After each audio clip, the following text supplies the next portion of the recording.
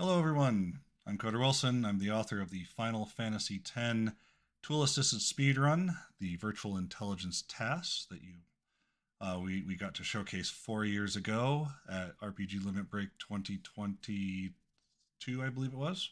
It's now 2026, so this is my submission for this event coming up later this year. Hoping that we can get this slotted in there and come out to the event. So we are set up and ready to go. I will be running this through Twitch commands. That's a method we've set up so that the community can keep the bot running whether I am active or not. And so I'm going to type in the words all, which means run all parts of the program. Seed 67, that's the RNG seed we've chosen for this event. And English so that we don't have to watch it in Chinese. And now that I have typed that in and hit enter, I am completely hands off. We are going to let the program run itself for the rest of the run. Straight away, the first thing we're going to see is the game is going to open the load menu, which shows all of our save files. That is the task confirming which is our confirm button and which one is not, so that it's going to use the correct control scheme throughout the run. That is a problem where some people like to use the button on A and other people, PlayStation users, like to use it on X. Then it's going to do new game, and we're going to do a countdown here. In 3, 2, 1, go. Maybe need to change that countdown timer a little bit to make it a little easier to do. But we are now, again, totally hands off. We are playing the game here. This right here would be our first donation incentive. For the moment, I've set it as Cloud, primarily because lately with the Final Fantasy VII remake games, a lot of people have been playing those first, and then they come over here and they forget to call Titus Titus. Instead, they just kind of call him Cloud. Already see the comments on the YouTube channel. Yeah. Yep, RPG Limit Break this year is going to be, I believe, in Denver in May, so that's why we're doing this now.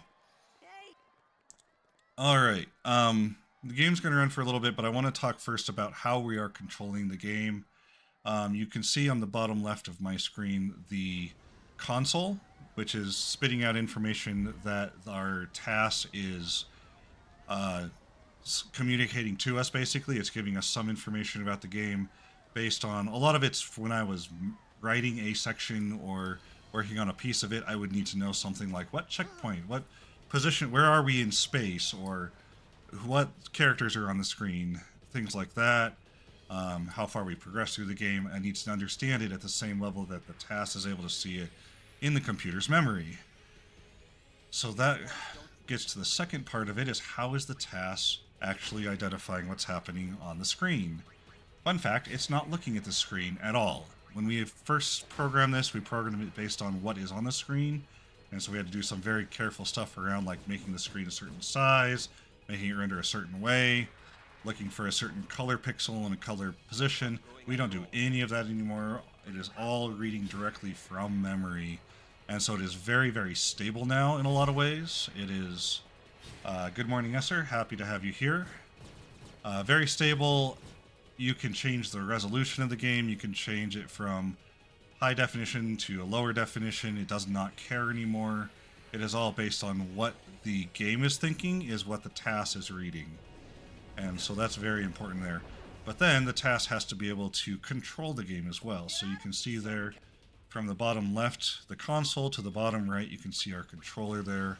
That is the commands that the task is sending directly to that controller. There's no physical controller. It's, again, all exists in the computer's memory, but because the computer thinks there's a controller, the task can then manipulate it and tell it what to do so that that controls the game. Alright, from the chat we got, could you please tell the people about obscure facts like characters having last hit versus bosses?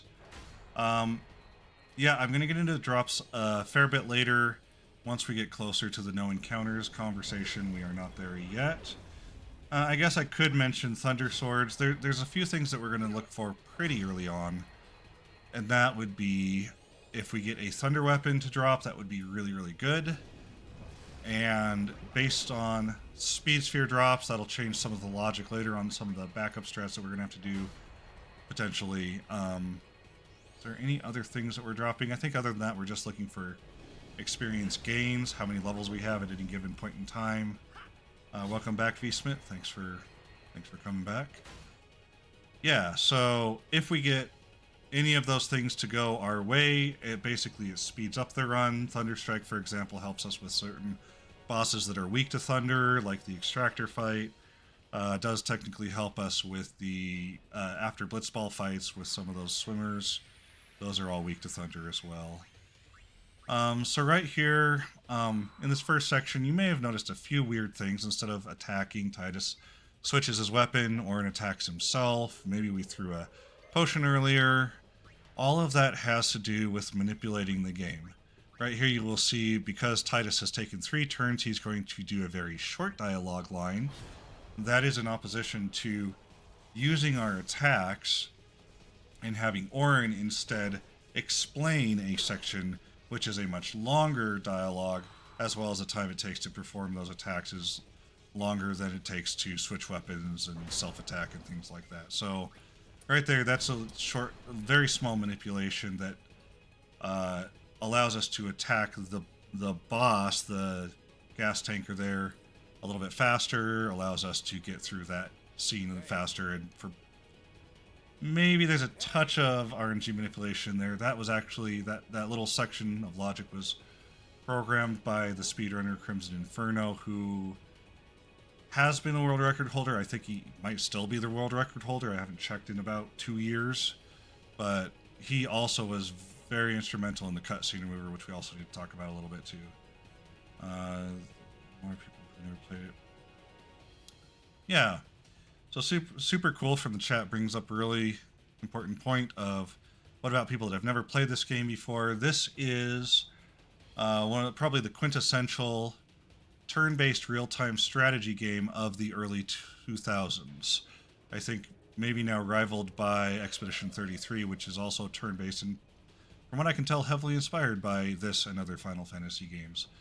But the idea here is, we've kind of got 2 phases to the game. The first being what I call the overworld stage. That's what we're doing now, where we're running around, going wherever we tell Titus to go, triggering events, maybe picking up items on the ground, things like that. And then the battle phase, which, due to console limitations at the time, was limited to only doing turn-based, kind of line-by-line battle. Our line, the bad guy's line. And so the game basically, without getting too far into the details and the ticks and things like that, which is, if you're manipulating that, you already know everything that I'm going to talk about today pretty much. But basically, you get turns based on your agility stat, how fast you take the turns, who takes first turns, whatever like that. And there's a little bit of randomness involved in that, but you take your turn when it's your turn. The bad guys take their turn when it's their turn. And so it makes it a little bit easier. This is probably the reason one of the reasons I chose this as the first game I ever wanted to TAS and build an engine for, a TAS engine for. It's one of the reasons why I want to do this, because as I'm programming it, I can let the characters stand there and wait to take their turn while I figure out what's going on behind the scenes, while I'm figuring out how to program it, while I'm figuring out the decisions to make. And so that's kind of the background. It's the high-level view of the background on why I even did this in the first place. Excuse me. This is a boss battle, so instead of having a line of characters, good and bad, we just have Titus and the bad guy. And this is sort of a tutorial battle. You're not supposed to be able to die here, but if you get really bad luck, you can totally lose your run here. But it's partly a tutorial battle because of this moment right here.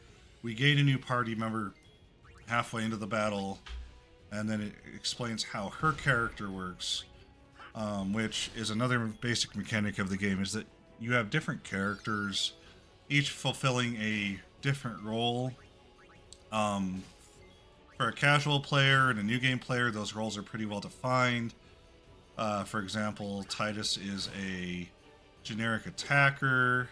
We'll get a character later that's a black mage, a white mage, and so on and so forth. And I wanted to point out there, Riku actually attempted a steal which failed. That was a very interesting moment. This is the first battle, by the way, where we intentionally try to RNG, like to take advantage of the RNG in the game.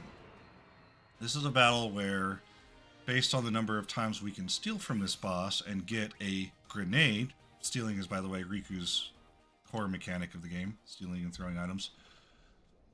If we do get a second steal, or potentially even a third steal, then we can save some time during the swimming section that comes afterward. So, what we do is we look ahead in RNG, in the random number generator, to see what is going to randomly happen with Riku if she attempts to steal. And not just to the next steal, we can actually look through that one to the one beyond it. So, what happened earlier is that it attempted to steal.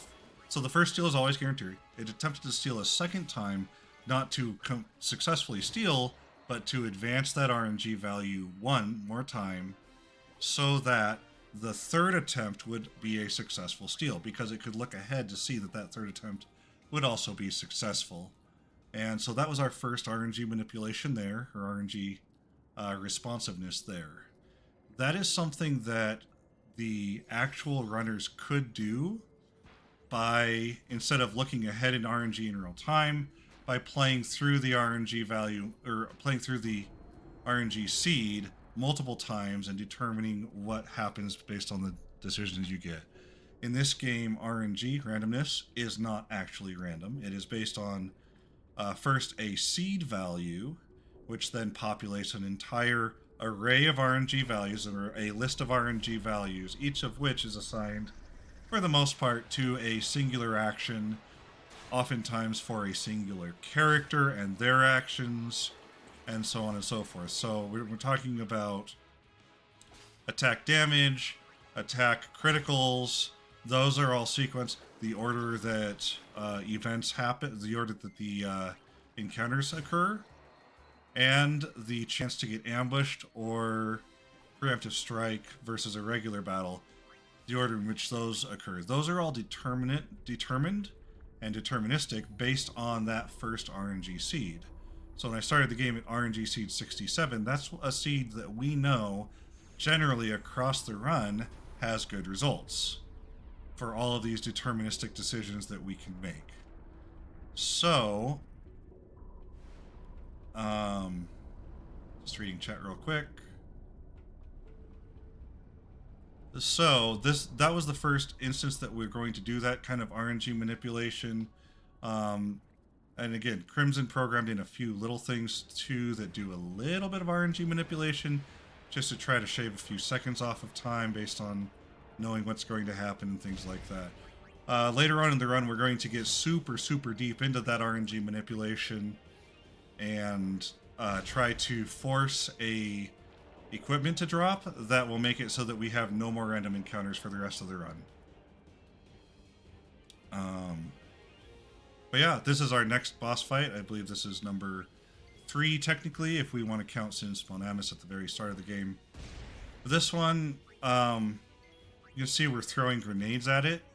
Those grenade throws were based on how many times we could steal from the last boss, the click fight, and a few potential extra steals on the guys, well, on the piranhas that we encountered between there and here.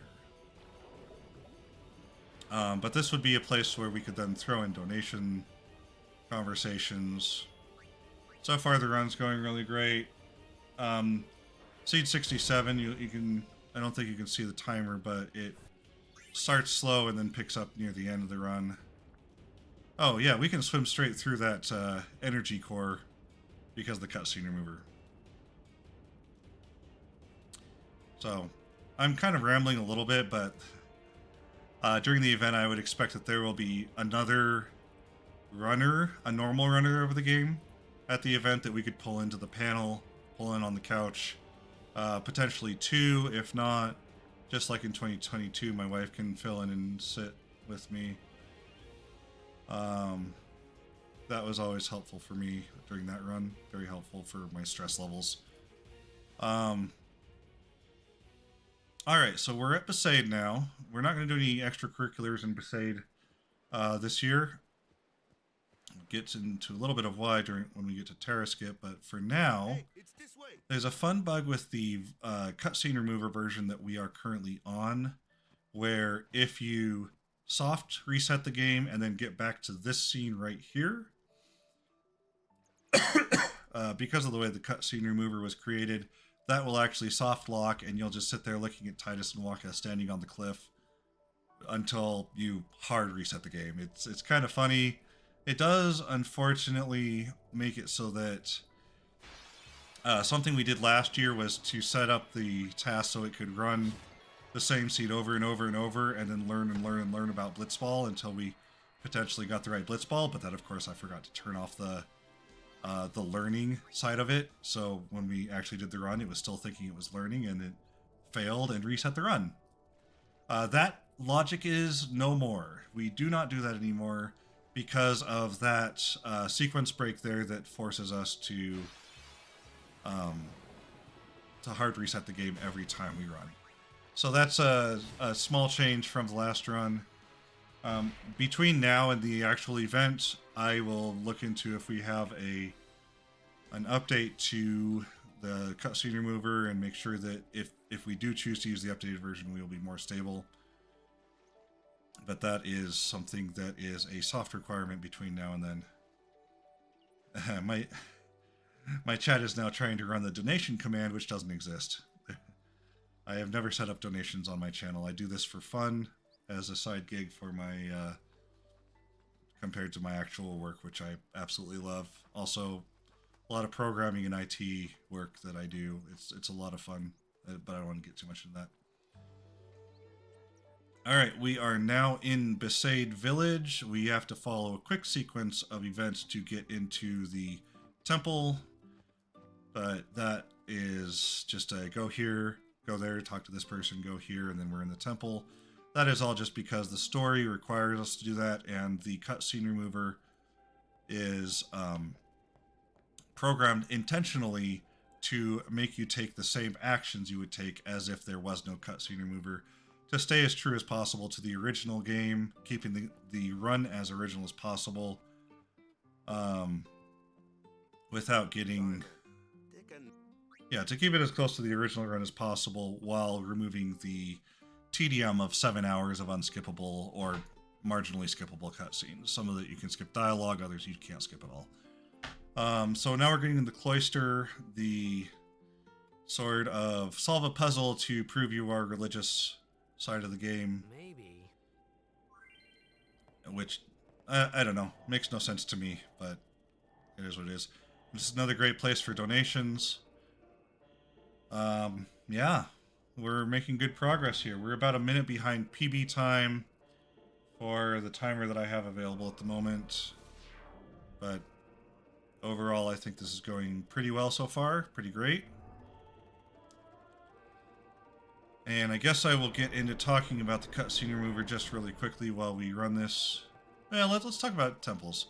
So the concept behind a temple is a puzzle to solve in order to prove your worth, sort of a rite of passage for the summoner character in the game to prove that they are passionate and desire to pray to the faith and obtain their aeons and things like that. Spoiler alert, if you've never played the game, you should go play the game and let the story tell itself instead of trying to piece together the story from a speedrun event. Probably not the best way to do it. So, within each temple is also an optional secondary objective, which has to do with a destruction screen, destruction sphere. If you get that destruction sphere, you can obtain an extra item. Usually they're worth quite a bit of gil, so at times we used to do that to get extra gil during the run. But they generally are longer, make the temple section longer, which therefore is not fast for speedruns. So over time, we've been able to phase all of those out. I think it's been about a decade since one of those were part of a speedrun, except in two of the variants, not just one of the variants that we do in on our stream. Let's see, got a quick comment here. Hint to Lagoon, if we get speed, many speed spheres here, it'll help a lot, but that decision's tricky. That's time worthy. Yeah, I'll talk about that in a little bit. It's up to me, the only cutscenes prohibited. Yeah, so now we're just doing some wrap-up events to get through the night, and learn about Aeons and learn about summoners and stuff like that. Titus has a little flashback here about some daddy drama. And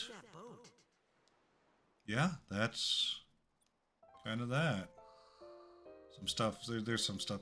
Again, go play the game if you've never played it. The story is incredible. The story is why I continue to play this game ad nauseum 20-something years later. So I don't really want to comment too much about story stuff at the moment. Here we're going through some tutorial battles. These are teaching us the basic mechanics of the game. They are required. They are required to be done a specific way, except in one instance. So in general, we're just going to blast through these and get off of Besaid and on to the next boss. You can't even catch a ball. Thanks, Checked. Chat is calling it the Daddy Issues protagonist. So while this is going, let's talk real quick about the cutscene remover. I don't remember exactly when the effort started or when it went live for the first time, but I want to say it was about 2020-ish, maybe 2019-ish, somewhere in that range, where the community decided we are tired of taking 12 hours, I think it was, on the PS2 version to run a single run and hopefully have good RNG and hopefully, you know, have good inputs and make good decisions. 12 hours is too much. Now, obviously, now the run is down to about just under 10 hours if you are running it without the cutscene remover. But a group from the speedrun community, including a number of programmers that also run the game, decided to put together a mod that removes the cutscenes. And it took the game from the 12-hour slog, well, about 10-hour slog, I guess, by the time it went live, down to a 3-hour run that actually felt like a speed run. You basically had your hands on the controls at all times. You were not Esser, the first time at Amos was 332. You were not just mashing X or A or whatever during the cutscenes just to try to skip all the dialogue lines, and you know, people had, I don't know, carpal tunnel problems with that, all kinds of stuff like that. So cutscene remover came online, and I believe we're on version 1.5.2 now. That was shown at the start of the run, but that cutscene remover really brought a lot of agency, brought a lot of new runners, a lot of people that, because I mean, how many people have 11 hours to dedicate to a speed run without saving, without making any mistakes, without, you know, following the guides for 10 hours, planning your food breaks, planning your restroom breaks around the truly unskippable cutscenes. So down to a 3-hour run, far more reasonable. You can eat lunch and then immediately jump into a run and complete the run without stepping away from the console. Really made a big difference. So that is the category we're running here. That we are running it with this speed run. Which gets us then into categories. We are currently running an any percent CSR, or cutscene remover, speedrun. That is the category for this run, and all it means is any percent means you can do anything, take any actions that you want to try to complete the run as possible. I think that's a pretty well-known standard in the speedrun community at this point. And then CSR just stands for cutscene remover, meaning you are using the cutscene remover mod. And in no other way have you changed the game, modified the game. That is the premise of that run. We take it to one more level, which I think the community has adopted in the last year. which is that we have a set seed, and that set seed, seed 67 that we started the game with, dictates to the game the RNG deterministic values that I mentioned earlier, all that conversation there, that are going to occur during the run. So we know which fights are actually dangerous versus which ones just appear dangerous. We know in some cases which items are dropping. We know how we're going to manipulate throughout the game. We have other categories that this same program, this same TAS, will run. We have classic category, which is any % classic. That is the same as CSR, but without the CSR. Meaning that is a true original version of the speedrun without any of the cutscenes removed. The way that the program handles it is that it just makes a decision based on if it is classic run, classic mode. I have it set as a mode variable in the background. Then it will, in some scenes, do certain things slightly differently, in some paths take certain actions differently, and so on and so forth.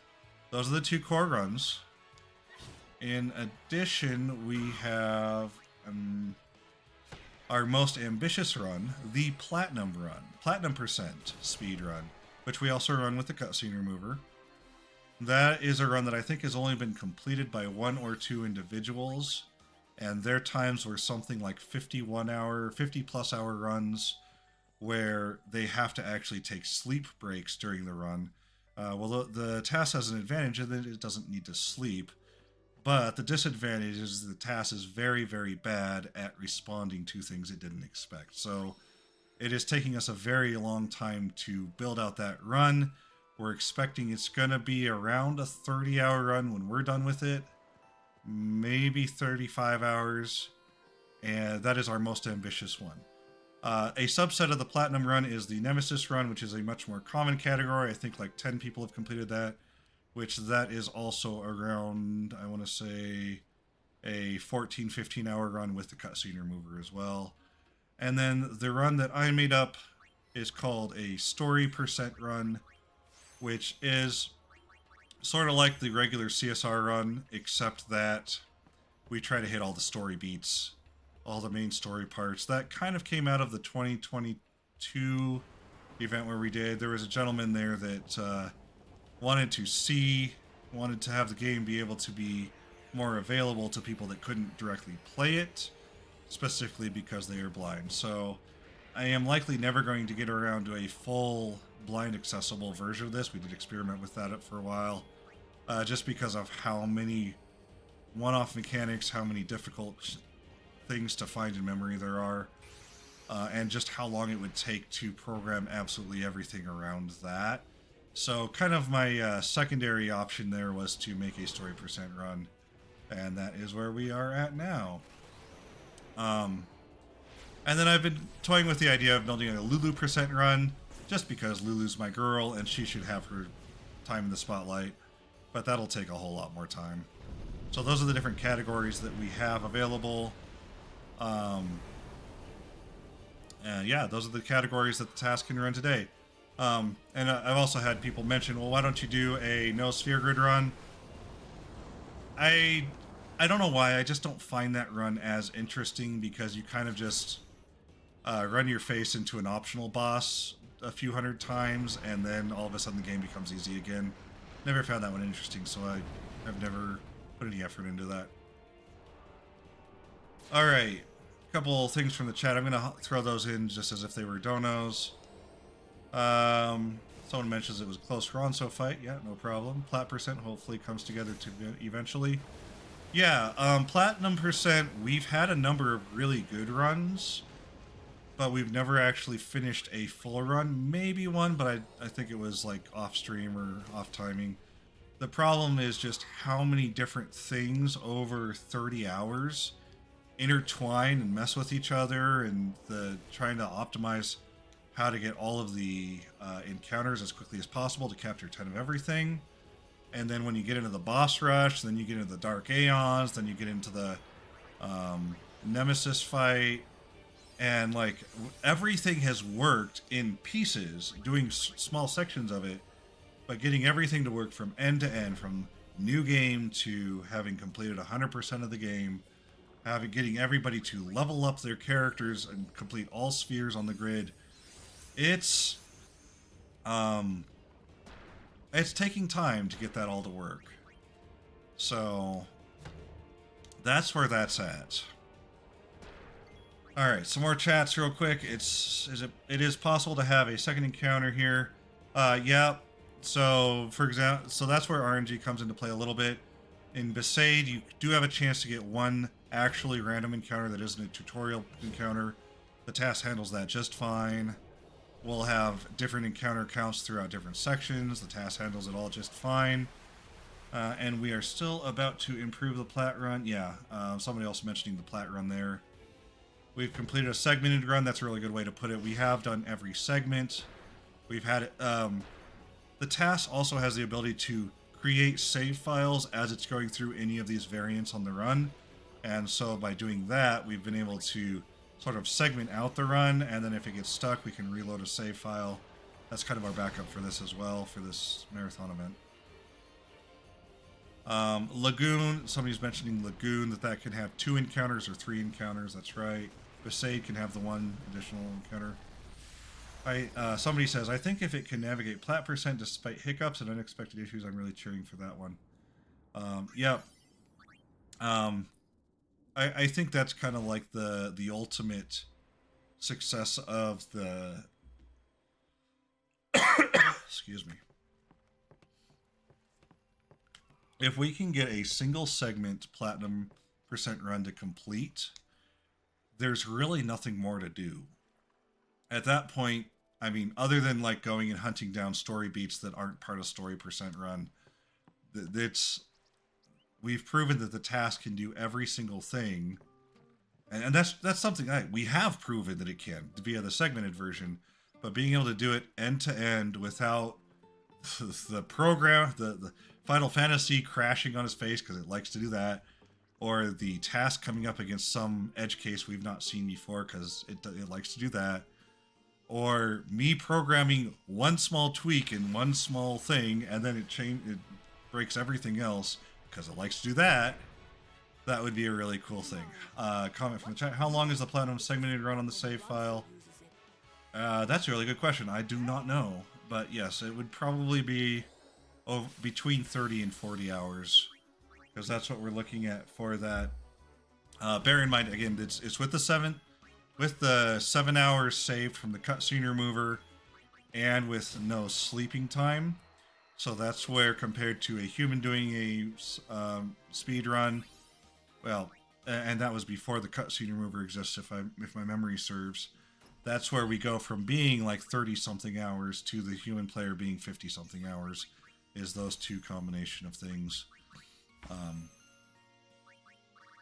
All right, so that's that. Let's see, where are we at? We are in Kilika Woods. So now that we're here, we do need to start talking about speed spheres. Throughout the run, we do need a certain number of speed spheres, power spheres, and mana spheres in order to fill out the sphere grid correctly by the end of the game for you to have enough stats in order for us to complete the game, mostly through Bahamut at the end of the game. So this is where a normal runner would start counting speed spheres and keep that count in their head.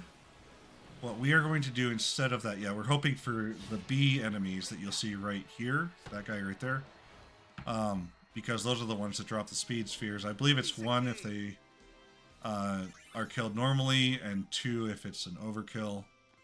Similarly, power spheres have to be counted by the runners, and mana spheres, I think there's a possibility of being slightly low on that. Instead of counting them and keeping a count in memory, what the task does is it just checks memory for how many speed spheres we have at any given point throughout the run, and then at a certain point that will trigger us to use a backup strat. Just like if a runner was counting, they would then trigger themselves to use that backup strat. And it's all programmed to check it in real time and then choose what to do based on that. Someone's saying, I forget, is there a way to 100% guarantee Zanmento every time? Yes, sort of. We have completely solved the Zanmento logic and the amount of gil needed to trigger Zanmento, given where RNG is at the time.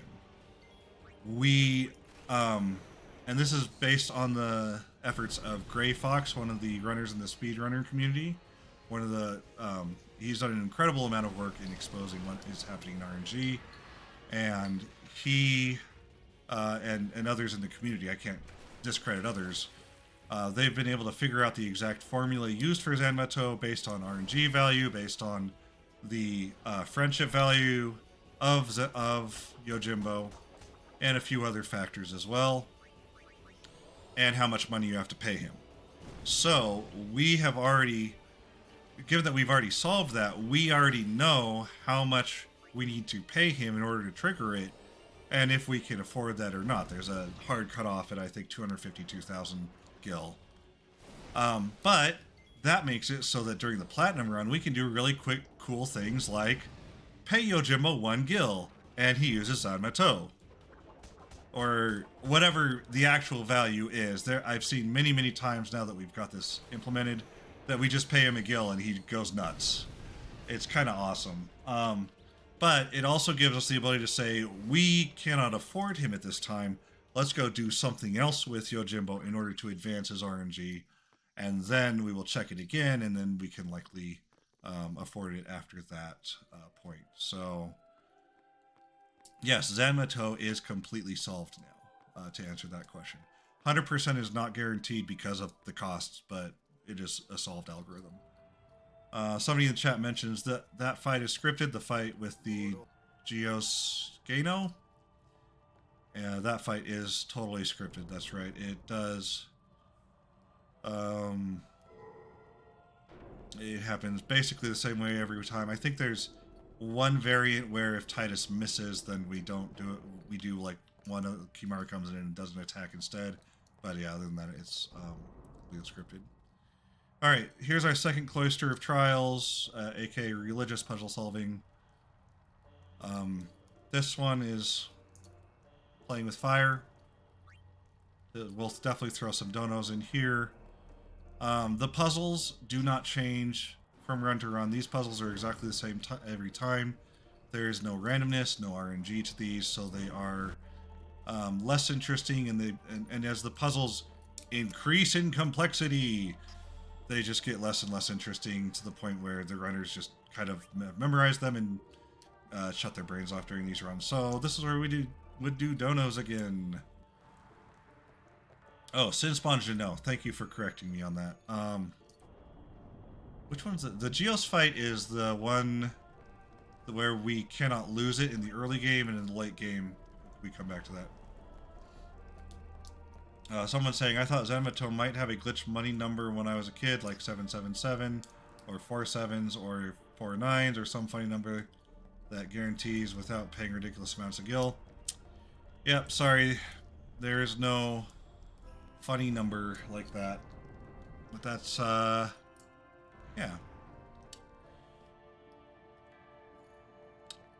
I will also, just while we're waiting for this one to go through, mention the timer. You can see that I have a timer on screen. I've kind of hidden the top of it just for the sake of space. I can resize that, but then it becomes harder to read. We are expecting, I'm expecting that for the event, we will use the events timer and not live split like I'm doing here and like I do normally on my channel, but that's so I kind of just have it up more because I like to keep track of how the run's going. You can see we're about a minute behind. I believe for the seed that's about correct.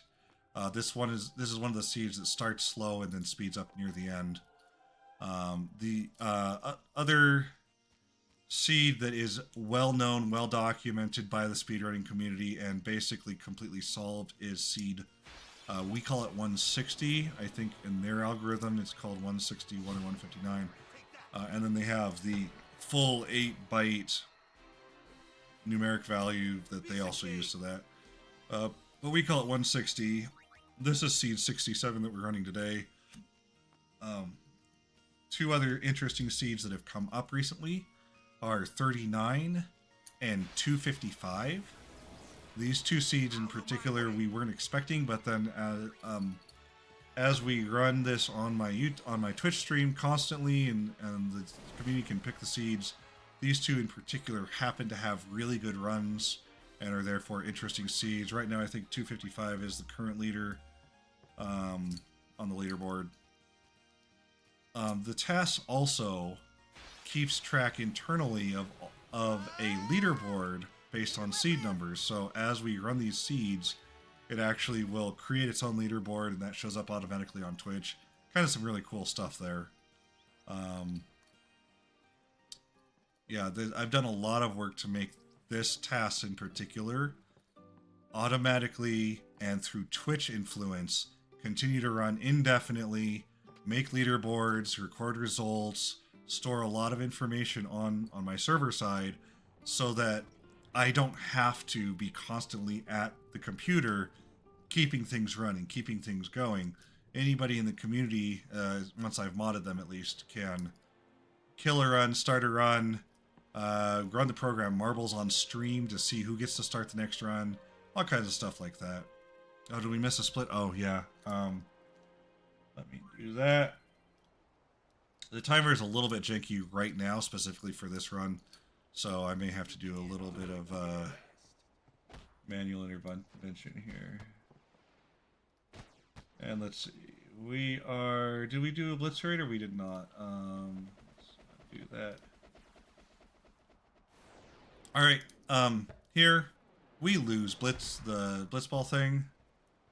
We do that because blitzball, so in this, when you're actually letting the story run, so without the cutscene remover, it is faster to fail the eject shot tutorial than it is to learn it.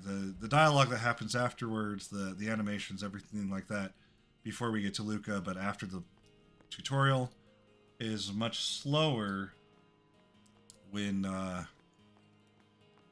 the story is playing. So to honor that, the cutscene remover actually crashes the game if and when you learn the eject shot. Specifically, that time on the boats. So with Platinum Route, we lose it there, we fail it there, and we come back later and relearn it at a later point of time where it doesn't crash the game. Fun little nuance there.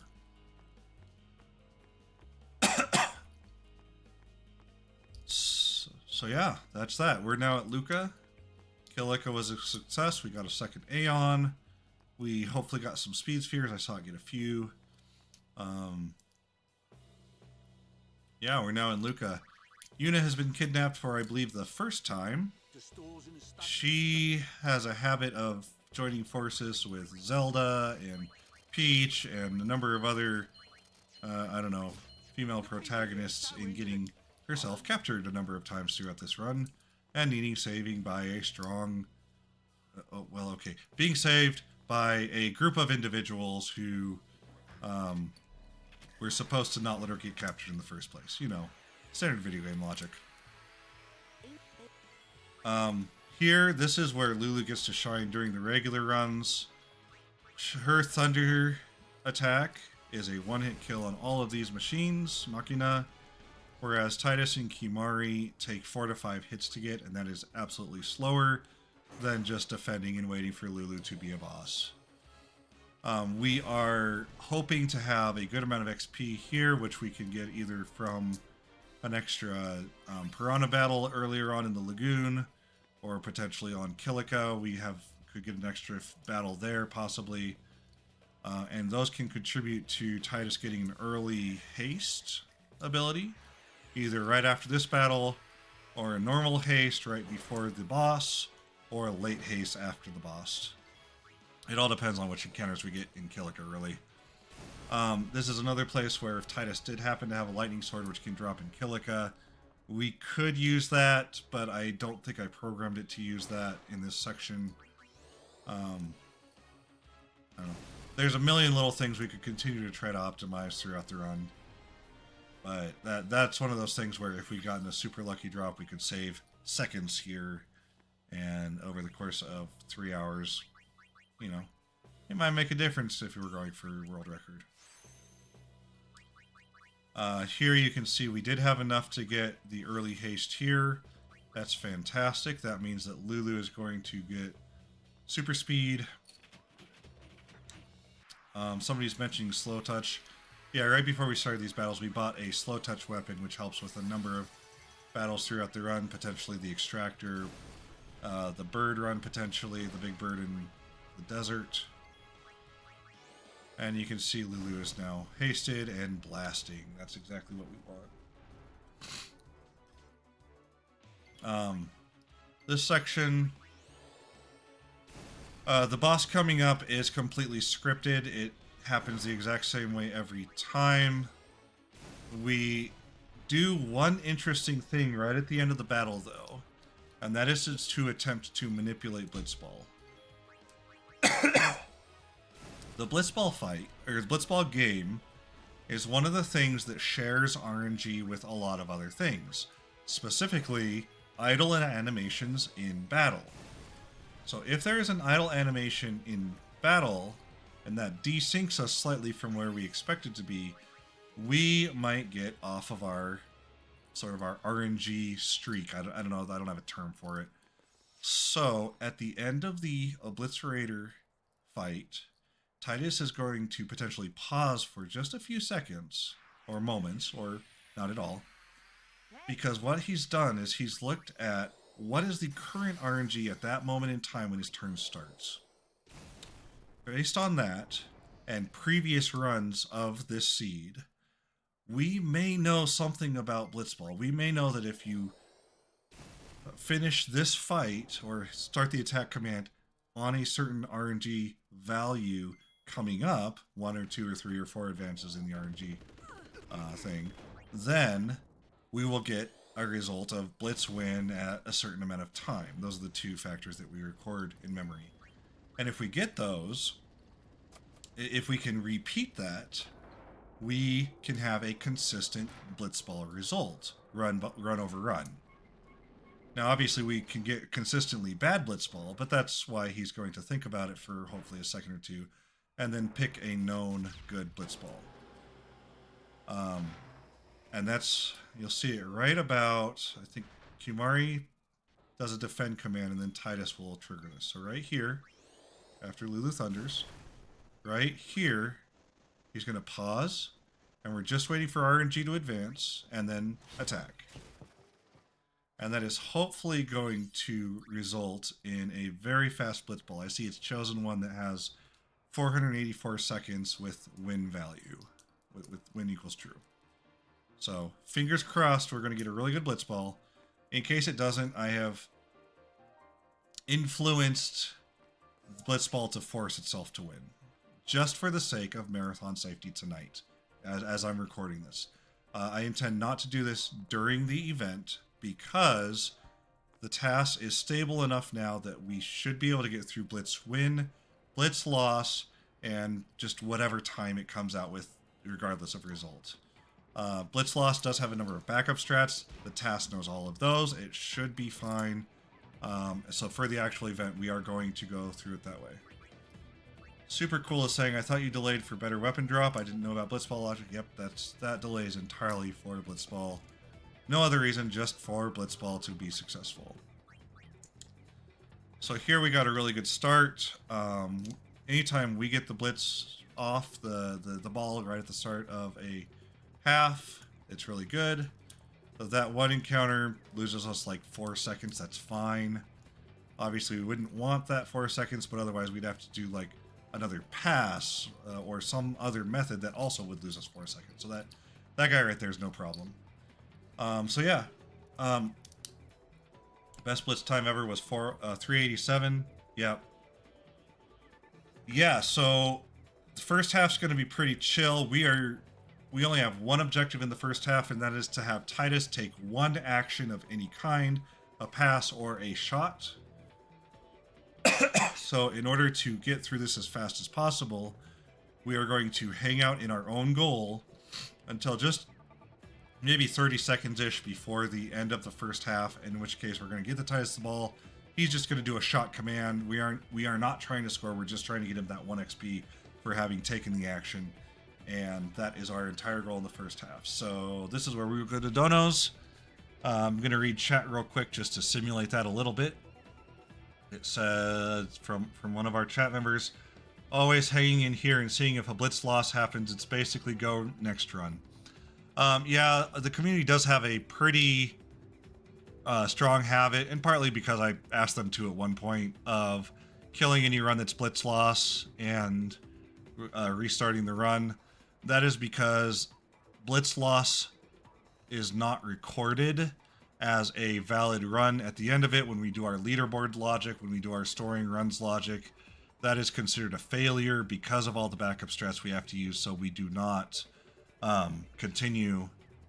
We do not record that, and in many cases the community will just kill the run and restart it and go again, because it will then get a different blitzball result based on doing the exact thing I mentioned on the last boss. Next thing, wow, what a riveting blitzball match. Yeah, this is absolute cinema right here.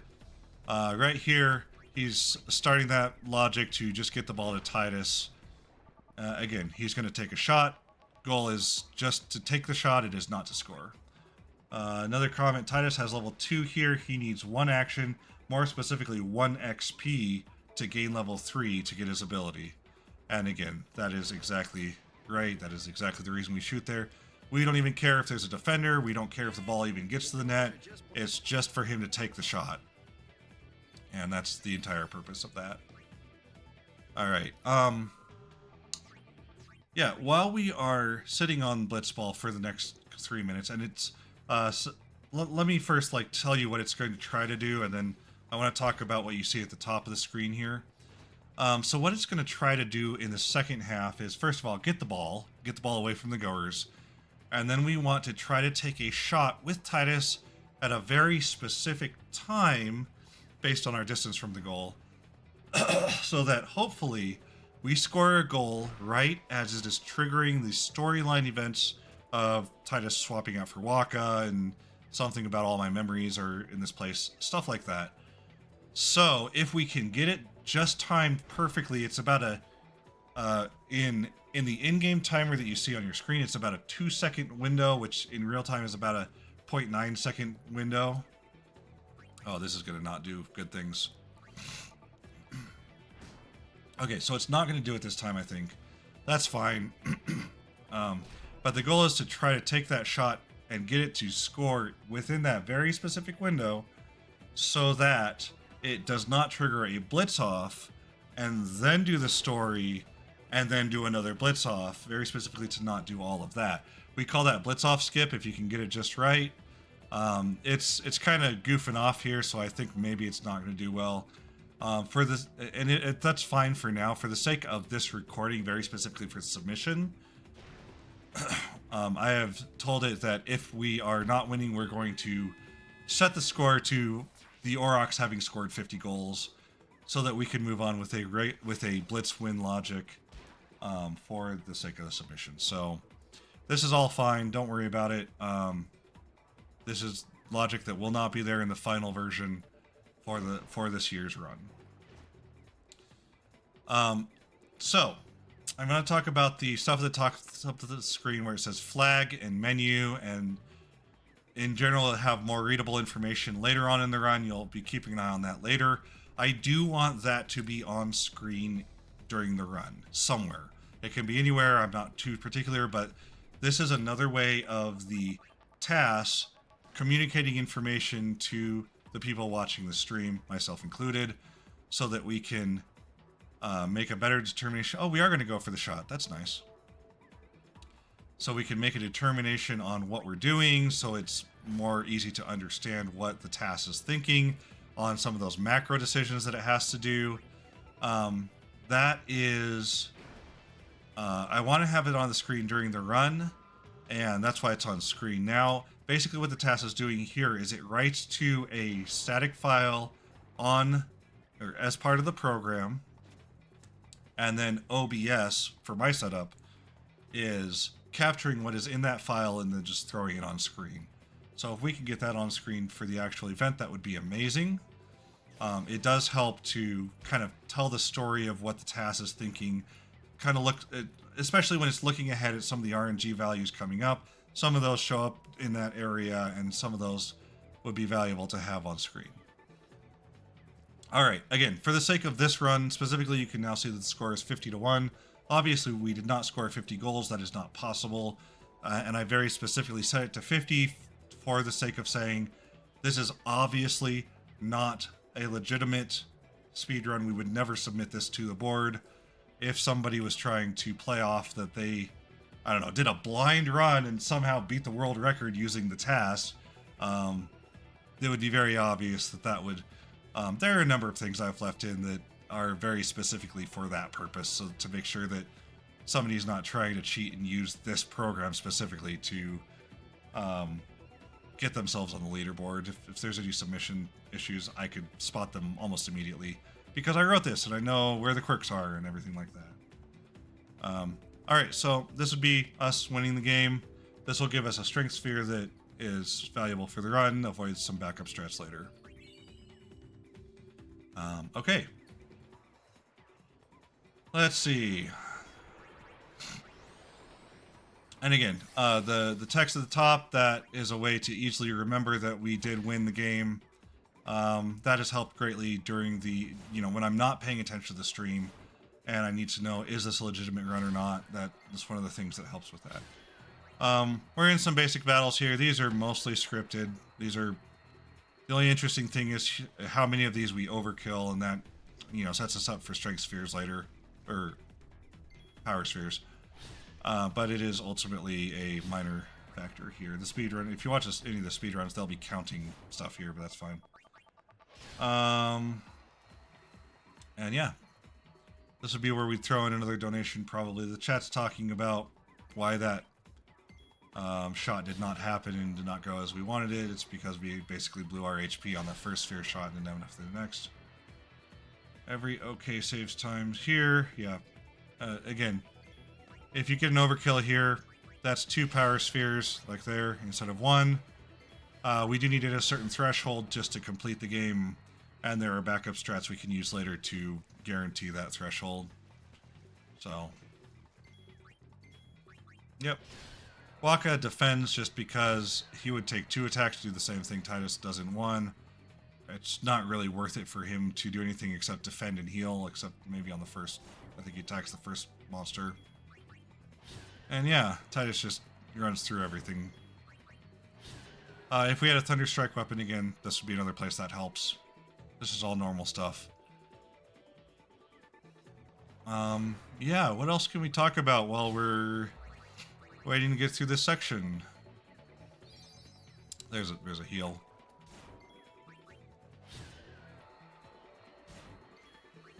If you're watching closely in the console, you can see every so often it pops up green text on Titus's turn. That is something that every time a character does the attack command, it looks ahead to see if that would in theory be a crit. That's something I put in a while ago, but I haven't actually done much with. The purpose there, I think I did it on one fight. I made a change on one fight based on that. The purpose there is some of the fights do change, and change pretty significantly based on if you're going to crit and how many times you're going to crit during that fight. So that is... So there was a crit there, actually. That is something that I could do more with. At one point we were looking at, before we found Terra Skip, we were looking at, can we get Kimari to consistently crit when he does self-destruct on the GUI fight? And we were getting pretty close on that. I was getting some consistency on that, but then Terra Skip makes it so we no longer go to that part of the game, ever, and we just kind of scrapped that. Someone in his chat is asking, did you program the TAS to change weapon to Lightning Strike or just always use Slow Touch? Yes. That decision is made right before we start Blitzball. So we touch the save sphere, and then if we have one, we equip it, and then we walk into the locker room to start the blitzball fight, or blitzball game. Everything's a fight. So yes, it is programmed to switch there and then switch back later so that we can sell those Thunderstrike weapons when we don't need them anymore much later in the game. So, yep, that is all in there. Alright.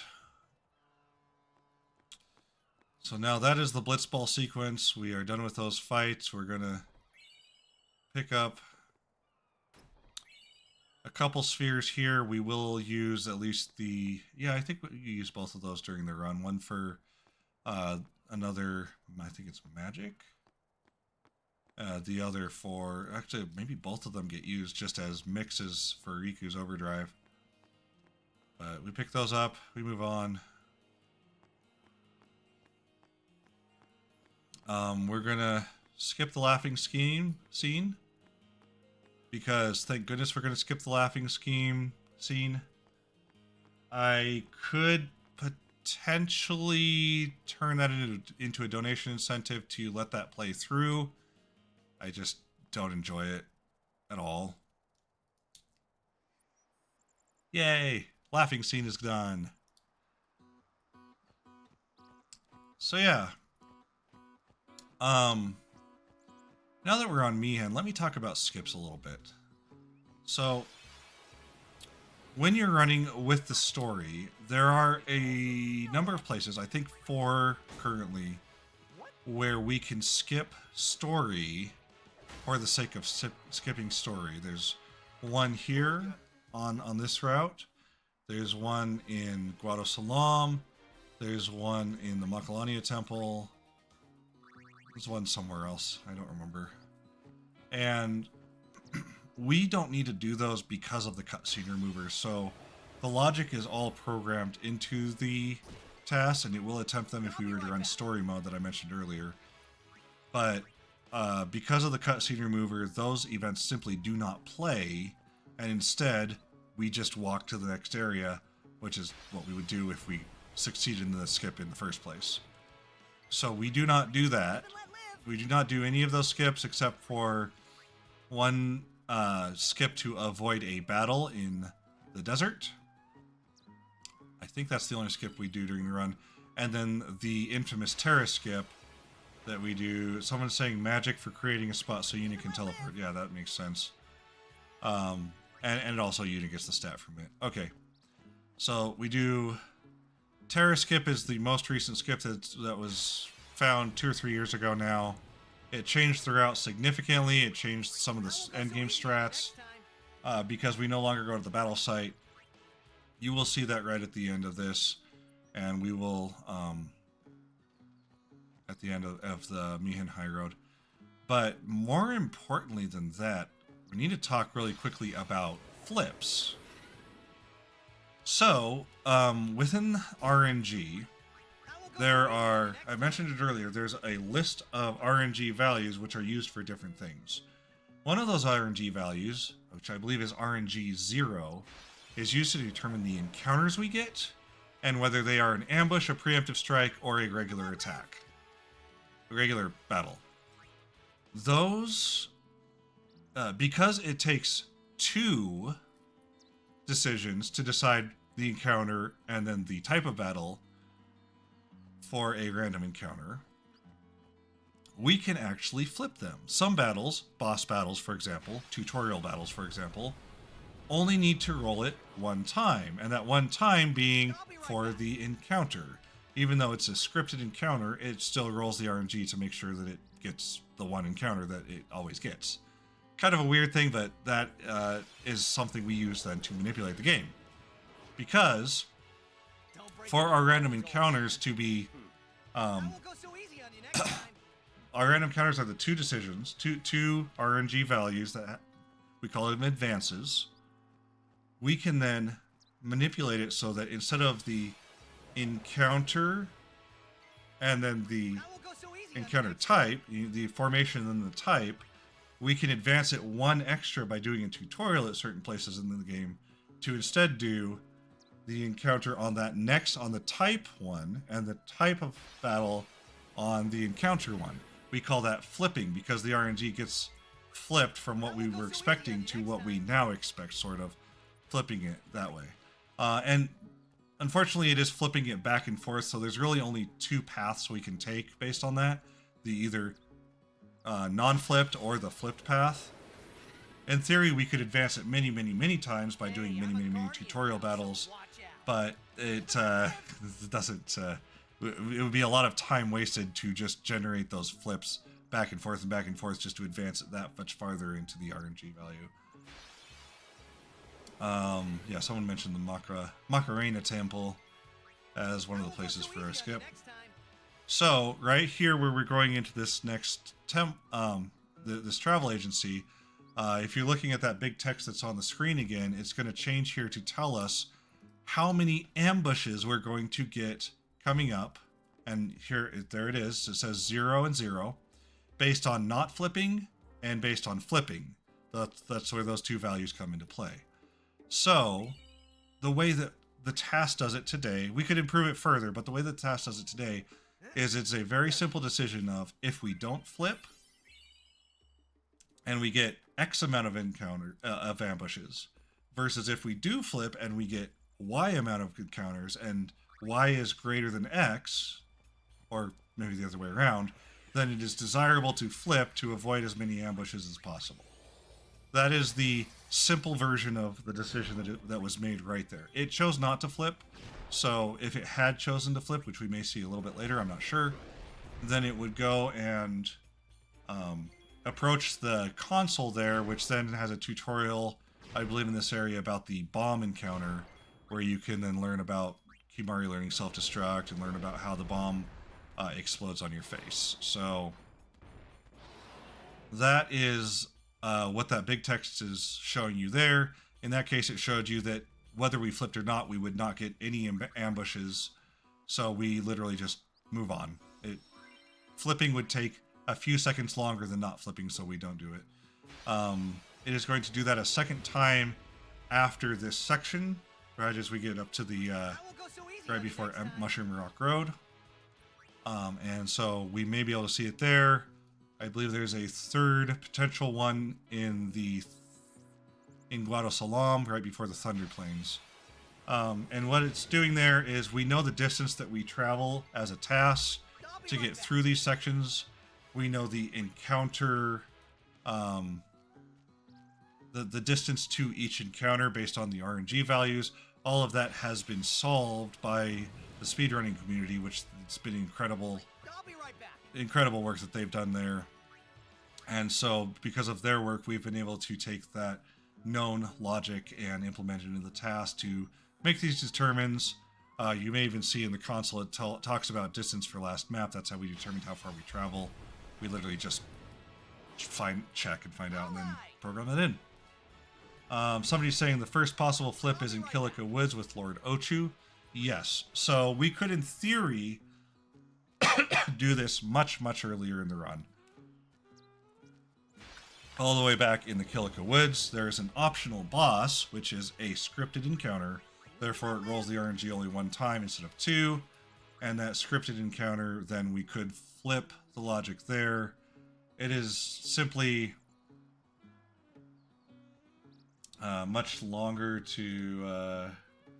by the way, my splits are not operating properly here. Yeah, the amount of time it takes to do a flip there, it's not really worth it. The ambushes aren't really threatening before that point. So I just haven't put anything into it. There's another place we could flip based on an encounter, and that is after the Makalania Temple. As you're running away, each of the encounters where the Guado catches up to you, each of those flips it by only rolling the RNG one time. Those cannot be ambushes. So that is another place where we could flip, and I think we do use those encounters for Blitz Lost logic, but we do not use them for flipping. Someone mentions Luca is a place we can flip. The airship is a place we can flip. Chad is correcting me that it's the Macarena Temple. There are... yeah. So yeah, I think we are back on track with the timer. This is coming up on the Terra skip right here. And you can see we do some very precise stepping to get into a very precise spot. And then we're going to wait here. We are waiting for a gentleman to come along and push us across this boundary. The game has a physical invisible wall boundary here, which the NPCs are not limited by. So because we can talk to this guy repeatedly, he, having his immortality to invisible walls, can push us through this invisible wall by convincing the game that we are also temporarily invisible when we talk to him. And we have to do it a second time for this particular skip. Again, it's kind of amazing that this game has existed for before this was found for almost 20 years, and still new things are being found. I one time came across a gentleman that found, I think the guy that found the original Jose skip, all he does is skip hunting, and he showed me some absolutely wild stuff that you can do at Guado Salon to get out of bounds and run around on the invisible actual floor of the map, which is all just a big rectangle. I've seen some crazy wild stuff about underwater fights where, yeah, you can load in characters that aren't supposed to be there. Again, he's pushing us through this invisible boundary, and as soon as we reach a certain point, we're just going to stop talking to him and then move on. I think it should be right here, yep. And with that, we are skipping an entire section of the game. In theory, you can get through it twice. I've never programmed the task to get through it. I know the human runners have been able to do that. But it is even more precise than the task has been programmed to do, to get a single push all the way through that section. So we do it in 2 pushes. Yeah, that was the Terra skip found by the user Terra in the speedrunning community. Again, the flip logic looked all the way through this section, so these battles that we're at now have been determined not to be ambushes, or at least to be less ambushes than if we had flipped logic, or not flipped logic. There's treasure chest there that we do not want to use. Oh, fun. My headphones just told me that they have a low battery. That's not going to be a problem at all. Super cool. Yes, it is possible to do it in a single push. I just have not programmed it to do it.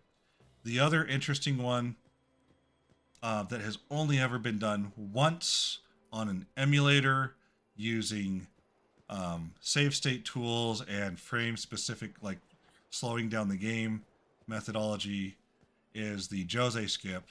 I have looked into the Jose skip with the task with this same logic. I have looked into like frame specific movements to try to get it perfectly. I've determined it's not possible, even with a task, even with spending hours trying to get exactly perfect movement, exactly perfect everything. It's comparing my best efforts against that original video that's still available somewhere on YouTube. The character that you're supposed to talk to moves about, it's hard to describe, but basically moves about 3 big steps on the screen before I can get to him. Before, even with perfect movement, perfect logic, turning off encounters, my ability to get to him is still that far behind where that emulator got him to. I have looked into, does he walk down the road and come back and get back to that same spot? He does not. He sort of has his starting spot, and then he just kind of goes down and ends up down there on the beach somewhere. So based on that, the best push I've gotten, and the push being this chocobo pushing Titus past him and towards the next trigger, is about half of what it needed to be, with, again, probably 50 attempts, maybe 100 attempts, trying to get him to just the perfect spot. It's best was half. I couldn't even get him to 3/4. I couldn't get him, and it was a significantly long push, so I have not been able to get that. The task is not even capable of it. So any of you that are out there like, Jose is so possible, we could do it, we just need to try harder. No. Sorry bros. Not possible. Somebody in chat's mentioning you can get stuck in invisible walls. Yeah, during the Terra skip you can get soft locked. If that happens, the runners generally just do a soft reset and load the autosave and try it again. Which we also can do that in the TAS. If there's about a 1 or 2% chance that we fail the terror skip, and it will self-recover through the autosave. So, yep. All right, we are at our third cloister of trials, religious puzzle solving. This one, I've seen this one trip up a few people because it's a little darker and a little harder to see some of the things that you're supposed to interact with. But it's, again, it's completely solved, and so it's uninteresting for the sake of the speed run, I feel. I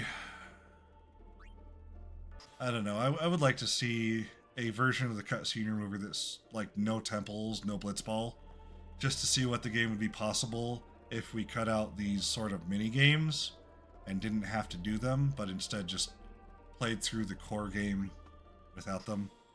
But I think that is uninteresting to the speedrunning community, so I don't think that's ever going to happen.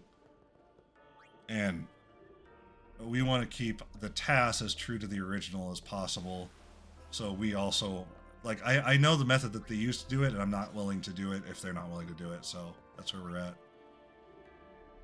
This is where we'd have no more donations.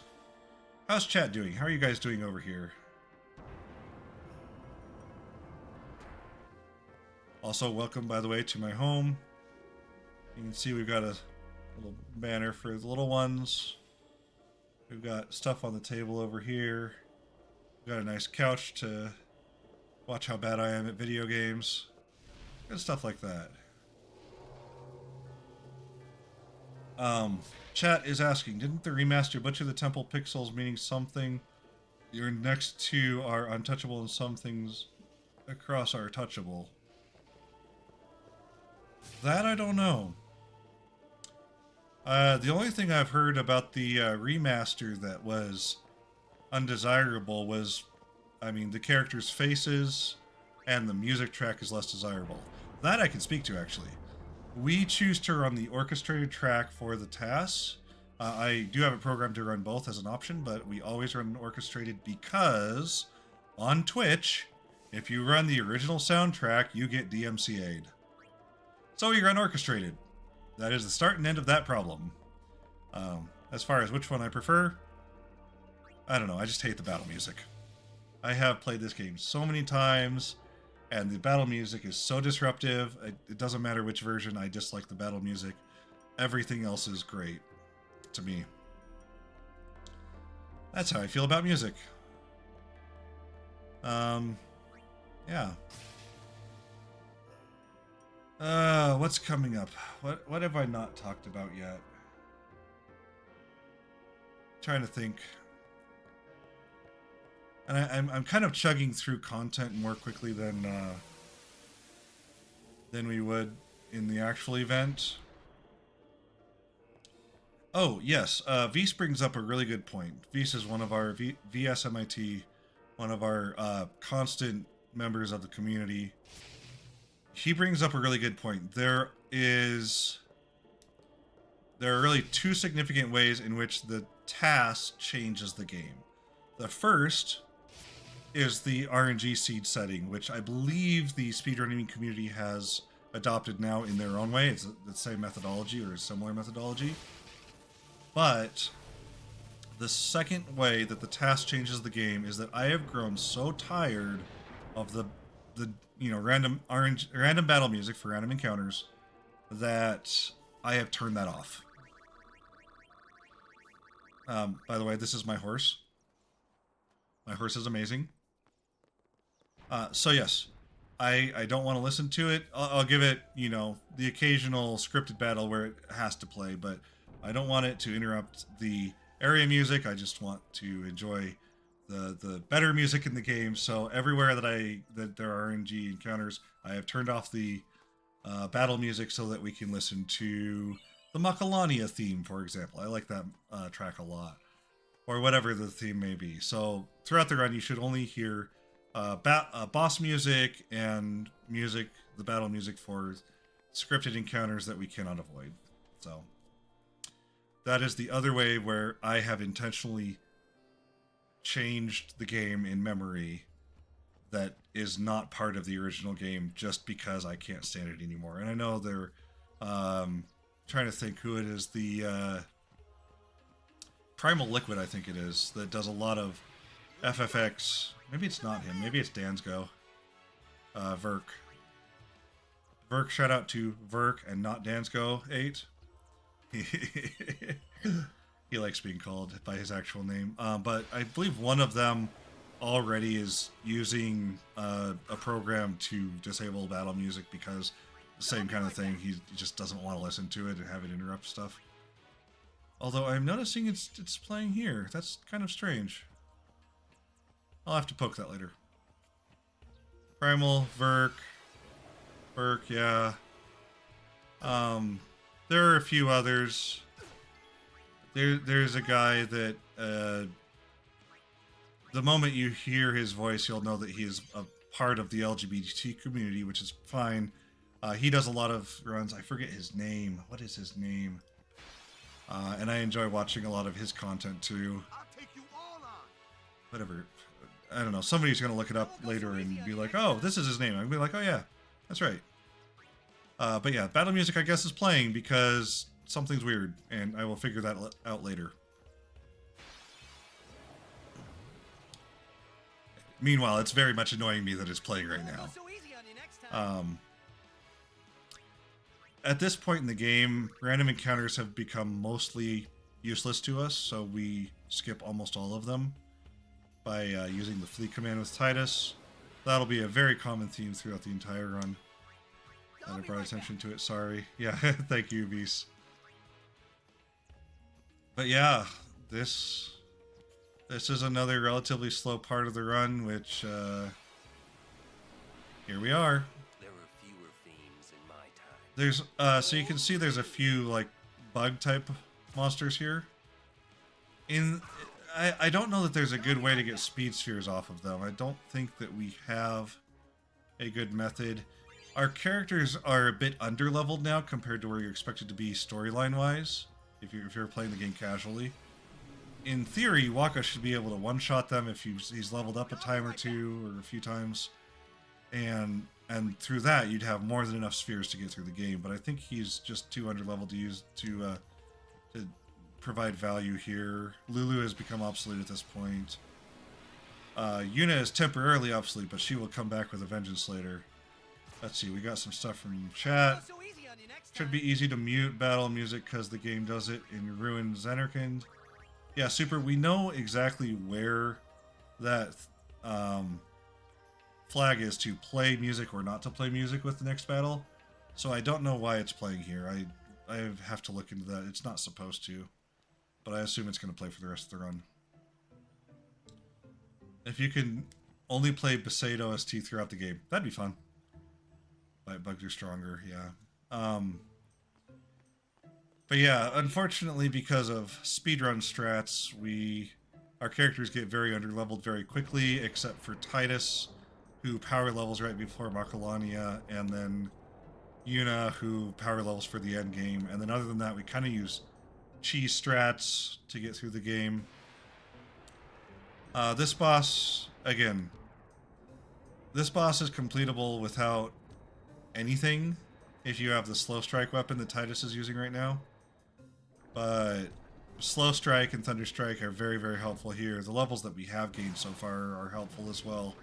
Make it pretty safe, pretty guaranteed. This is not perfectly scripted. This does depend on what equipment you have and what levels you have. So there are some variants on this battle here. Yeah, it looks like somebody's pointing out that the bugs that we just pointed out a minute ago are about twice as much health, 200 health versus 110 in Kilika, the bugs there. So yeah. Yep, and that's what we've got here. I suppose this boss can be a little dangerous with if you don't have enough damage to get through it. We keep overdrives available. I think this is the one place where we use Waka's overdrive, the only place we use it, except maybe on Platinum Route. We do a lot of Waka overdrive on Platinum Route. Or enough anyway. But yeah, this is, if you deal 500 damage to him, it'll come back down like this. And so both of their overdrives are enough to do that, so we kind of just queue up overdrives just in case here. And then this fight is not so dangerous anymore. Has anybody experimented with the expert grid or ever, or is it useless? When the expert grid came out, and that came out with the HD remaster, maybe it was part of the European release before that, but I think it was the HD remaster. Yes, some of the members of the community did do investigation into if that would be more efficient and determined that it would not. The way that the original sphere grid is laid out provides some optimal improvements over the expert sphere grid. So it's in the OG International. Yeah, so but we use the standard grid because the way that it lines up, we can manipulate it much better, much more efficiently to get us through the early and mid game, and by the time it's end game, the strats are already efficient enough. So yeah, sadly, there is an expert sphere grid run somewhere out there. I do know that. I've never tried it. I've never really looked into it. The TAS only works on the standard grid. The standard runs are all on the standard grid. I know it exists, but I know it's not good.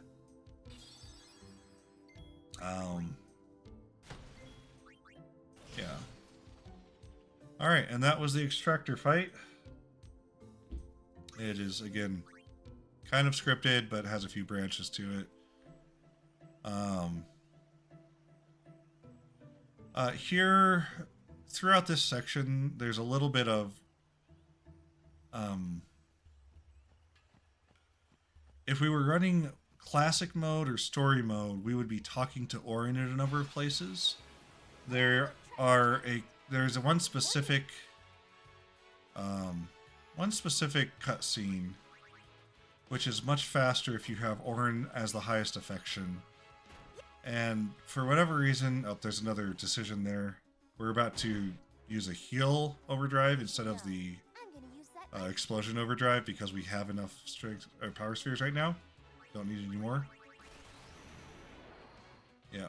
This is a slightly faster just end to the battle to use that overdrive and then have Titus flee. The other overdrive is slower, the conversation is slower, and we get out of the battle later than doing it that way. I don't know why I have scissors in my hand. But yeah, that is the, that's why we do that. That's why we heal. Coming up on Project Exposition, which is one of the names I use for Guado Salam. Casually, this place becomes a slog, or I guess if you're doing the regular speed, the non-CSR speed run. Casually, this place is one of the key story places in the run because you get a lot of exposition here. But it's, you know, once you've played through the game 2 or 3 or 4 times, I mean, every time you keep learning a little bit more, but for speedrunners, this place just feels terrible. It's a whole lot of go here and wait for 5 minutes, go here and wait for 7 minutes, go here and wait for 3 minutes without the cutscene remover. Obviously better after.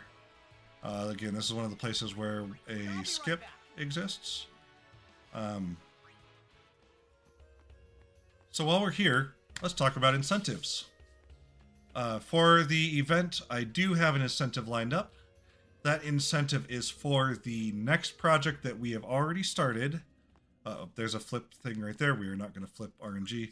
But for the next project that we have started, which is another video game, it is going to be more difficult for me to do. It is not turn-based. It is real-time, and that's all I'm going to say about that. So, that is the incentive that I want to put forth, and it will be at the end of this video, of course.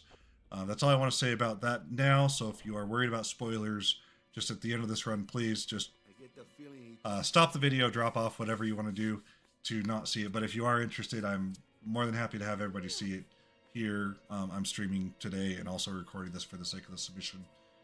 So, yep, that's your preview for that. It is not Tales of the Abyss. Thank you, chat. But that is the incentive that I want to put forth for the 2026 event. You will see it at the end of the run, submission team. So stay tuned.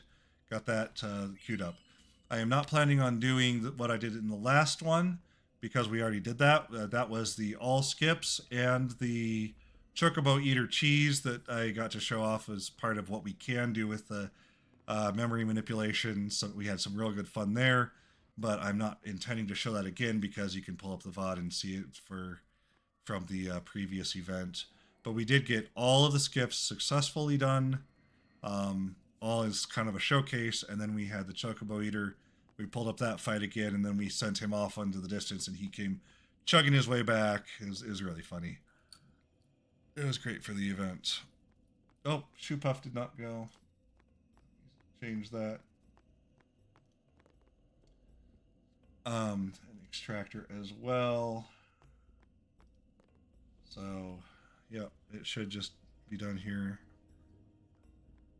This is another place where there is one of the skips, so that's what reminded me that I wanted to talk about incentives.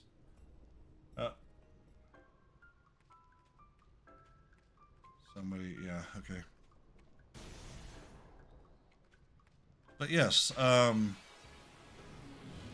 stay tuned for that. We're not going to do the skips again this year. I feel I can, if that's something that the organizers want me to do. I can absolutely have that be a showcase, but I feel there's a lot more value in doing the showcasing the next one, showcasing the next project that we've started on and have a little bit of progress on. I think that'd be really cool to do as part of our thing, as part of our submission, and ultimately, hopefully, the run in May. So that's the plan. Stay tuned. We're now in the Thunder Plains. There's a few interesting things. This is the first place where the runs branch wildly, but depending on the variant that we do. If we are doing a Nemesis run, we are going to detour here to dodge 50 lightning bolts. The reason being that gives us 3 extra strength spheres, which is plus 12 strength overall. That is very, very valuable and basically necessary to complete the Nemesis run. If we don't do it here, we have to do it much later in a much slower way through the monster arena, and so it's preferable to just dodge 50 here, basically speedrun the end game, and then get into the Nemesis logic. If we are doing the Platinum run, we stop here and immediately dodge 200, which for those of you that have ever completed the game, or at least completed the Celestial Weapons, know that that is the requirement for Lulu's Celestial Weapon. Because that is part of the Platinum route, getting all Celestials, we just stop here and go ahead and dodge 200 because there's no time difference between doing it now versus coming back later and dodging 200 at a later point in time. The only difference would be like we could have no encounters armor, and we could maybe do it in a slightly improved area, but it's just not worth it. One of the chat members brings up also that this is this and Macalania are some of the most dangerous places, especially considering ambushes. If you get ambushed in the Thunder Plains, there's kind of a 30 to 50% chance that you're going to get a game over, and then you have to reload the autosave, so that's a good call out there. Macalania, there's not as many fights that can wipe the party, but there are enough that if you get really unlucky, you can wipe. So that one I don't have anything programmed around with the TAS. But after that point, it becomes much less dangerous because we get first strike on Titus, and then basically nothing. Super Cool says, I think humanly impossible to do 200 with no encounter armor. That makes no sense to me because it has been proven many, many times. There are a number of methods available on YouTube. The one I would recommend, I mean, there's a lot of good ones, so any one that you recommend is totally fine. I have a good friend, Intrepid83, who did a tutorial on the entire game a tutorial let's play walkthrough, and as part of that showed off some of the different methods, so you get 2 or 3 out of his singular video. Shout out Intrepid, haven't talked to you in a long time, brother. So, yeah. So also, while we're here, we are starting to look at things we can steal with Riku. If we can steal a light curtain, potentially a lunar curtain in some of these areas, I forget which one's which. In addition, if we can get a rare steal on the lizard monsters in this area, we can get 1 or 2 petrify grenades, and those that will then just, like, we can chuck those for some slightly more efficient battles later on. Instead of having to escape the battle or use a specific tactic, we could just throw a grenade and be done with the battle and move on. So that does help a little bit. That's a little bit of efficiency. And then once we get into Makalania, we're going to be looking to steal an Arctic Wind, hopefully from a Chimera, and a Thunder item. No, a Water item, excuse me, from the Water Elementals here. I forget what the Water Elemental's called, maybe Fish Scale or something. And so those are kind of the things we're looking for through these areas. If we don't get them, if it's a Blitz loss, we do absolutely need to get a Lunar Curtain, I think it is, for the Evray fight. So it will stop and wait until we have that Lunar Curtain. But basically, any of the other ones that I just mentioned, we can get away without having them show up through a little bit of RNG manipulation right at the end of this area. Chest for some gil. We use that just to make sure that we have enough by the end game. End game is where we throw gil at our problems. I think that joke's been made enough times. That's just part of the thing, part of common knowledge for this game. But yeah, this is an area where we could throw in a donation or 2. Throw in information about Nami, whatever it is. There's the Water Elemental, by the way. Titus getting turned into a statue there, it will immediately try to escape instead of going for the Water Elemental for safety's sake. So,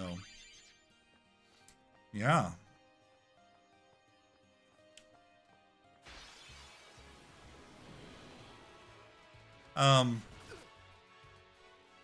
So the way we're going to manipulate RNG, we're going to do it a couple times here in the next few minutes. First of all, we the RNG for this next fight dictates which of the 4 elements we need to use in order to complete the fight. That same RNG value advances based on some other factor that's going on. I don't actually know what that factor is, but I do know that it advances in the overworld for whatever reason. Some other random thing is happening in the overworld. Maybe butterflies. It's probably the butterfly doing different animations. That's just there to tell you that there is a butterfly in a butterfly minigame. So, not this one, but the next butterfly that we're going to approach, right before we do, we're going to see if we've stolen the right things, the right elemental items in order to cover where RNG is in that moment, and if we're good to move on to the fight. Or if we don't have that coverage, we will stop and stand there while waiting for that RNG value to advance until it realigns to one of the ones that we do have. We always have at least 2. So, out of the 4, we always have at least 2, so we're fine. So, in this section, so while we're standing there, we're literally just waiting for RNG to change. And then once it lines up how we want it to line up, then we advance, and then it triggers the fight. I think it's actually RNG 0 again, the one that we talked about for Blitzball, I think. Because that's the idle animation RNG value. So right here, this butterfly right here, after this battle, it'll only show up in the console. Yeah, something's different. The run isn't performing as well as we would like. So right there, we can do 0 or 2, which I think is thunder or fire, stuff we got earlier. And it lined up to, I think, fire. I think we're going to have to see what it says here in a second. The task was originally programmed to handle not having the right item and then manipulating the boss fight to change until we did get the right item. But then somewhere along the way, a really intelligent individual came through and was like, we already know how this works. Let's just program it to work. And so that change was made pretty quickly. And yeah, so that's where that pause came into play. The next RNG we're going to be looking at, I mentioned it right at the start, is that we can predict steals, if we're going to steal successfully or not. So for this upcoming battle with Seymour, yep, there's the fire element right there. Upcoming battle with Seymour, we are actually going to determine how many times Riku is going to steal based on how many steals will be successful. And she may steal 2 times, she may defend once, I'm not entirely sure. I've seen it steal, I think 3 times once. Maybe even bring Kimahri in for a steal. But in addition, we also know what the enemy attacks are going to do based on the party formation that we have. So we are going to basically guarantee Kimahri is going to take the 1 pain that we should be taking from Anima. And assuming he does correctly, we will not be switching out Titus or Riku. If we do switch them out, it's only because that's what we had to do to manipulate to get Kimahri to take the hit. We got a first strike weapon there. Yes, that's where we got the first strike weapon. That's going to basically make random encounters trivial for most of the rest of the run. Thank you for reminding me. So yes, it's for the speedrunning community, especially the ones that are doing true RNG right now. That should be super wild to see it just be like Titus just staring Anima in the face and not getting punished for it. If he swaps out, it's only because he would have been punished for it, and we know that. So that's why. Here's again, random encounter. Titus takes the first turn. We flee. That's going to be just on repeat for the rest of the game. That everything isn't a boss battle, a required battle, or a backup method that we have to use to recover from something going wrong. Yep. This battle is very heavily scripted.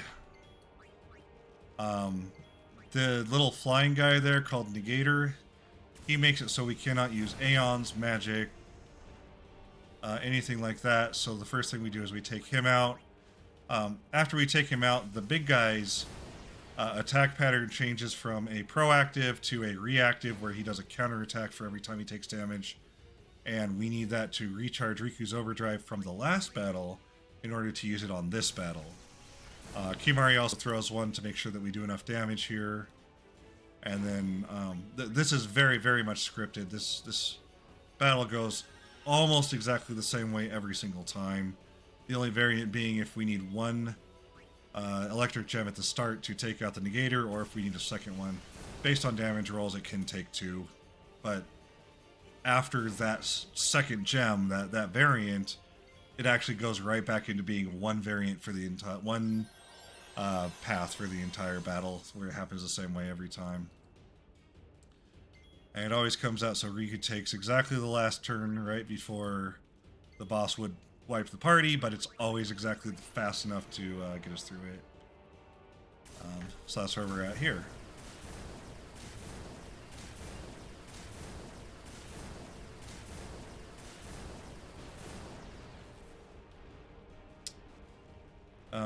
And this is where, after this battle, if we did have the story beats playing, we would get a cutscene with Auron instead of with Lulu or Riku, and that cutscene is faster. Shout out my girl Lina for every blitzball team I've ever made that wasn't part of a speedrun. Lina greater than brother. You heard it here first. I am crazy. Everybody thinks Brother's the best because he has a faster swim speed than everybody else. With Lina, it doesn't matter. She kind of just, like, by the time she gets levels and she has the golden arm talent, I think automatically, you get her any kind of special shot from the tech copy, and, like, She just goes and gets the ball and then shoots it from half court and scores every time. Like, it's almost better in the mid game and late game than Titus using jack shot.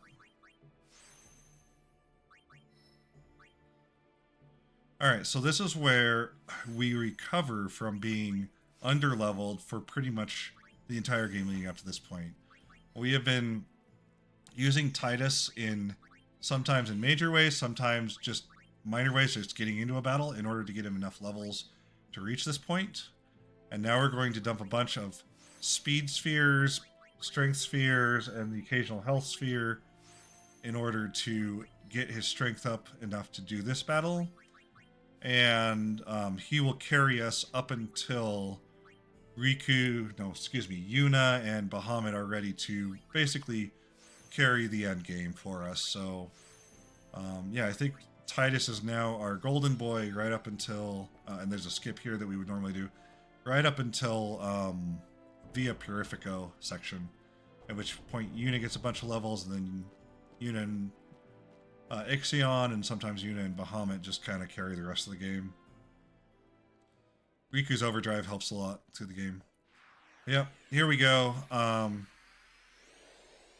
This battle changed pretty significantly with the Terra, not with the Terra skip, with the desert skip. I forget the name of it. I think it's just like Regora skip or something like that, which we will see later. We used to need Kimari's overdrive an extra time there, so here, instead of using Stone Breath, which you're seeing we're doing now, we would save that and use it for the Regora, and then kind of realign with how we do it now. But because we can skip an encounter now in that desert area, we just go ahead and use the overdrive here, immediately get rid of those two Guado, which are a pain to work with, and they cause confusion, and there used to be strats around handling confusion. We don't have those anymore. Now we just kind of get rid of the problem and then move on to the anima section. This is where the fight is going to depend kind of heavily on how RNG lines up. And let me see, I can maybe predict it. Oh, no, it's not going to let me scroll the chat today. But yes, based on how the RNG lines up, it's going to change. Let's see, here comes Riku. So there's our first successful steal. Titus is going to swap out. So here it would have taken out Titus. Instead, it's going to take out Kimari. This is all predetermined logic. We understand exactly how that works. And then Waka switch back to Titus, and Titus keeps doing the things he's doing.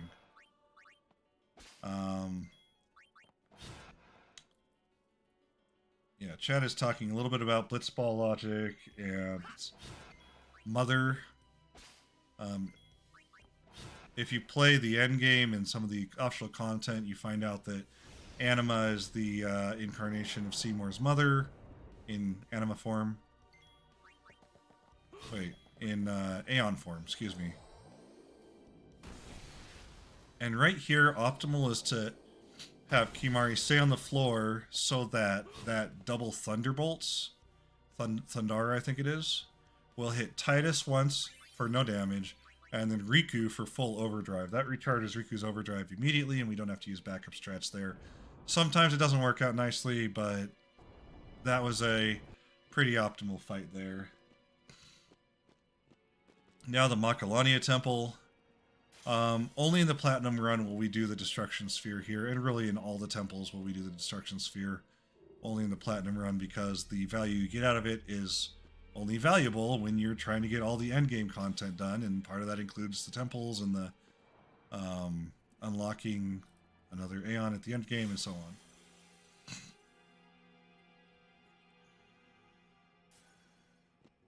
Yeah, somebody's mentioning New Game Plus. I can talk about that later. But yeah, another place for donations. This is a slow part of the game. This is a predetermined... Oh yeah, someone brings up that a Titus crit on Anima is not optimal because that messes up the order. So that's really the first fight we still haven't completely programmed perfectly. It's mostly right, it's mostly fine, but to Esser's points. Esser's another member of the community that's pretty consistently here. He has a bad habit of throwing out too many good ideas on items that have already been either solved or determined not worth solving by the community, but we love our Esser. He's a good guy. And we love having him in the community. What was I saying? Yes, that it's not completely solved. We are still getting game overs occasionally on the Anima fight if Titus misses twice, and then there is no second attempt to figure out what Anima is going to do. So it then kills Titus, and then nobody reses Titus because I've not programmed it to do res Titus. We should never need to res Titus. And so we can still get game overs on that fight, even with the task today. We have not solved all paths, all possible outcomes of the game. And I've been working on this since 2018, I want to say. So this project is an 8-year project at this point, and we still haven't solved it. And we're already moving on to the next thing, like I've mentioned before. Stay tuned for the end. So yeah, this is the escape sequence. This is an area where I did some experimenting on doing RNG flips, encounter flips. The value here is much diminished compared to earlier in the game where it was a safety problem. Now, in theory, there would be maybe some value in getting some encounters we could not flee from, and instead get some other kind of value like an item drop or something. But there's not a lot to that because at the end of the day, we have so many backup strats in the late game, kind of starting from the first time we set feet on the airship, that I won't go so easy on you next time. there's not a lot of value gained in dealing with it here. Somebody in chat saying, kind of a cruel move by the devs to have a rest thing, I assume he means the save sphere, I'll be right back. next to the exit to tell me you never walked on it by mistake. Oh, the reset thing. So the reset for your trials there. Yeah, the trials are a lot more frustrating when you're a casual player and you've never done it I'll be before. right back. Especially... Okay, so, confession time. The trials in Xenergund. I played this game for about 15 years before I knew you could walk up to the screen, the sort of TV screen they have in there, and have it show you which things on the floor you actually needed to press given the current pattern. I did not know that. In my mind, it was entirely a brute force trial and error trial if you didn't know what the pattern was. And how much I've played this game, I did not know that for like 15, 16 years until I saw someone literally do it playing for the first time on Twitch. Because I like to lurk on first-timers playthroughs sometimes. But, so, like, it's a mechanic that the game never tells you is a thing. It just kind of says, okay, here's your pattern, good luck. And, yeah, I never knew. So even veteran play, like 15 years, you play a game for 15 years and still find things that surprise you. Occasionally I'll find little dialogues. I think the last time, I haven't played this game casually in about 3 years now. Last time there's a mod that allows you to play it in Japanese, but with English subtitles. I think that's the last time I played it through casually, was on that mod. Somebody's mentioning Guado encounters are a flip. Yep, that's correct. So again, did some experimenting there, but nothing of that.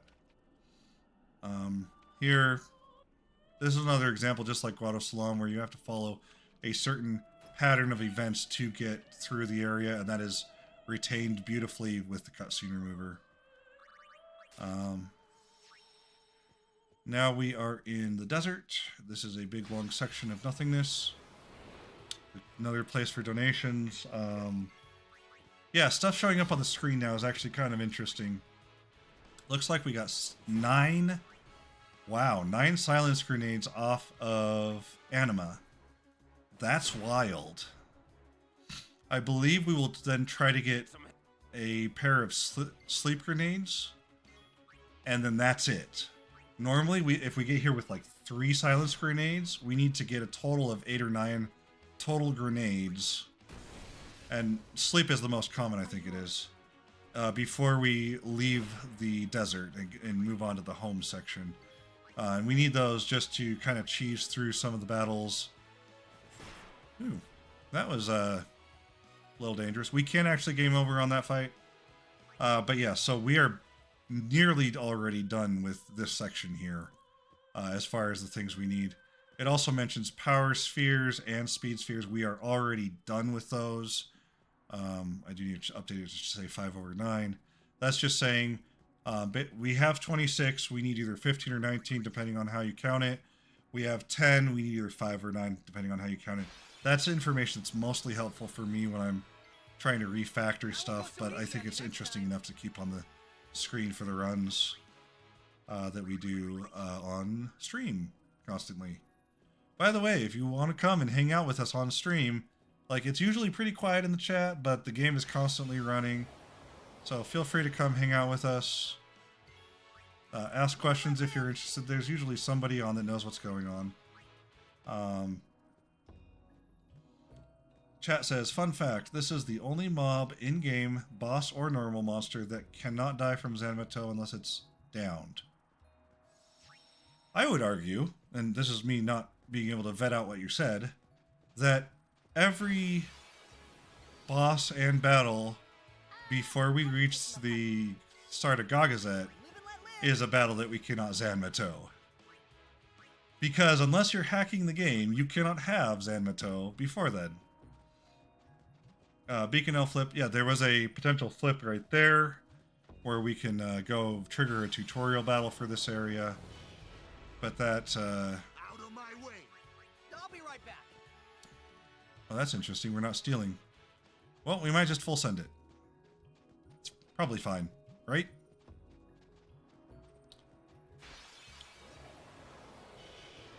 Oh, after you get Zanmato. This is gonna be easy.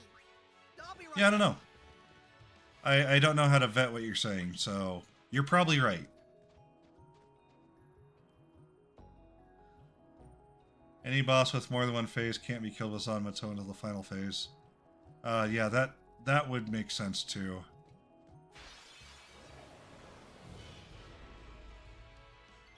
I think we are not going to get any more grenades. We're just gonna speedrun it through this section. I would imagine that's part of why this section, or this seed, is a slow starter, but then like speeds up near the end, is because we get past all of our hard requirements early and then move on. I'll be right back. We will probably do a little bit more exploring on the seeds and try to find one that does an actual flip, RNG flip through the tutorial battles before the event, so we can showcase that mechanic as well. That's kind of my thought there.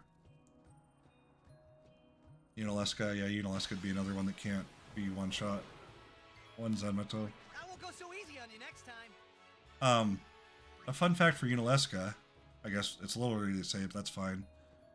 That boss it's either the first one or one of the few ones that we care about where the overkill is 1 damage higher than our damage cap without break damage limit weapons. You guys are toast. So to be able to overkill her requires a multi-hit final blow, such as Waka's Attack Girl's Overdrive, or one of Titus's second or fourth overdrive, or using some gem that can deal that much damage. So kind of throwable. Lulu's overdrive in theory could do it, but yeah, that's that's one that I don't know why, but is one of those like useless facts that I've always had in my mind for forever. Right here, we're going to attempt the second skip that we're doing during this run, which is where we want this monster to not trigger a battle. So we're going to have Riku push us through it and try to get through it that way. I believe that was successful. I won't go so easy on you next time. Just going to watch here for a second. Yep, that was a successful skip. We also, by the way, in that section, had to make sure that Orin had his overdrive before that first Rigora skip, or before the first Rigora battle. Or are they Sandragora? Probably Sandragora. And we needed Riku's overdrive to be fully charged, so If she hadn't gotten charged on the Seymour fight, we would have done some backup strats there.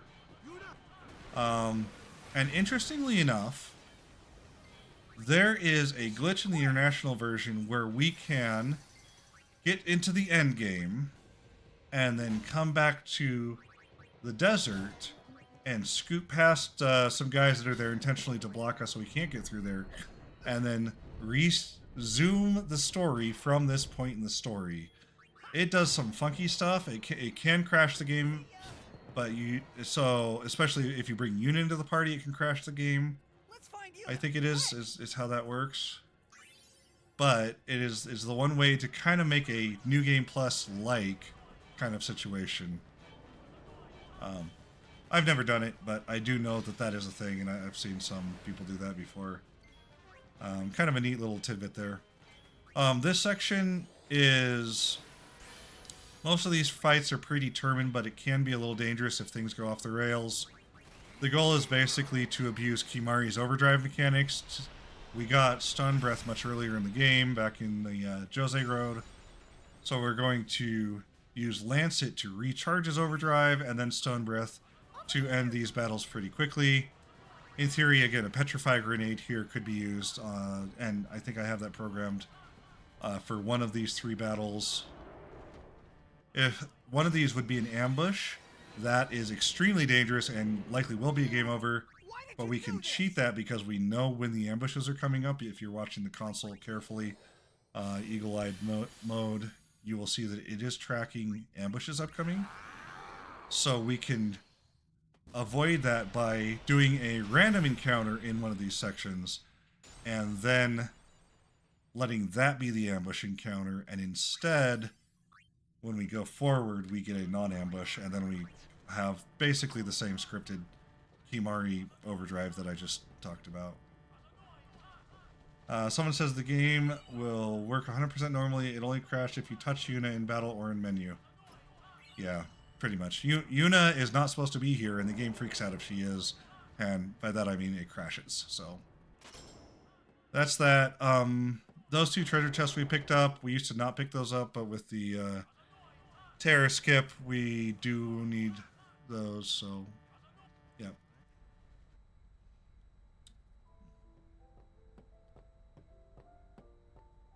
And now we are on the airship for the first time. I think I said that before. If you were playing casually and had completed the game once already, this is the first time you could talk to Rin and import your save. No, not the first time you can import your save, but the first benefit of that, where you talk to Rin with a fully completed Albed dialect dictionary, and you could then cheese the rest of the game with some overpowered stuff there. We also can talk to Rin here anyway and get some distiller stuff that would allow us to recover from being behind on power, mana, or speed spheres. It is also the last place we can flip the RNG logic around random encounters, but we haven't found any value in why we would do that, so we kind of don't do that. Yeah. This is Evray. Evray is heavily different based on winning or losing Blitzball. But, again, because we did the Blitz win strat, that's not a factor. But this is also about where we want to start talking about RNG again. Because we are at this point, or slightly after this point, starting to look at decisions we can make, meaningful decisions that we can make to get our no encounters armor to drop a little bit down the road. Again, we're doing some RNG based on knowing the attack pattern of Evray, similar to what we did with Seymour, but it's a little lesser here. So, let me start talking a little bit about that. With the RNG values, there's basically one RNG value that determines if an equipment will drop, whether that's a weapon or armor. And there's 2 RNG values, so that's RNG10. 2 RNG values, which is 12 and 13, that determine what equipment will drop. And because we know how those play out across every event that occurs, every event, every kill, every death, every steal, from this point until we reach that ultimate battle where we can get the drop, we can start manipulating this early on in the game, even earlier technically, but the further back you go, the more things you have to like map out and plan out before you reach them. So this is the first place where we even start to think about, can we manipulate on these battles to get a more likely drop or a better drop, because they're not all drops are equal, for that no encounters armor. So here we can look at stealing. We can steal 0 times, or 1 time, or 2 times. Each time you steal it, it will advance the chance for something to drop 1 time. And by stealing 0 or 1 time, we change the prediction on what will drop. Now, it doesn't really matter what we steal on these guards or later on down the road for some scenarios. So we're not really worried about what items we get out of the steal. We're worried about changing RNG with that steal. In addition, each death, whether that be friendly or enemy, will advance that chance to drop an equipment 3 times. 2 times has to do with normal items, and then the third one will be if it's dropping an equipment or not. And there's some RNG logic around different monsters drop at different rates and all that stuff. We know all of that, so we can predict. For example, we can then predict that if we steal 1 time, then one of these monk characters will drop the RNG, will drop an equipment, which will then trigger the other 2 RNG values to advance a number of times. And based on that change to the 2 RNG values, we could get a different lead up to that potential drop for no encounters. And so all of this thing, it's a very, very complicated algorithm. It took me a very long time. I want to say about 2 or 3 years to even get it right. To be able to predict all the way back here through all of these monsters and all of these kills that are happening on screen, and even any character deaths, how we want the battles to play out in order to reach ultimately that desirable opinion. So what you're going to start to see after this next trial, if you've been eagle-eyed on the console, you may have already seen it start to show what in computer science we call an array of numbers. If you see a 2 in that array, that means there is a very desirable drop that's already lined up. If you see a 1, there's a somewhat desirable drop, and if you see a 0, that means no drop. And what that array is going to tell us is all the different decision paths we can make, specifically around certain bosses and having them drop or not drop based on how we manipulate RNG, and even the neutral monsters between here and there, even the counting, although they do not drop anything, the Aeons that Isaru has, counting the random encounters before and after the Isaru fight, all the way up until we can finally ultimately reach the point where we're ready to go for no encounters, if we are lined up for a no encounters drop.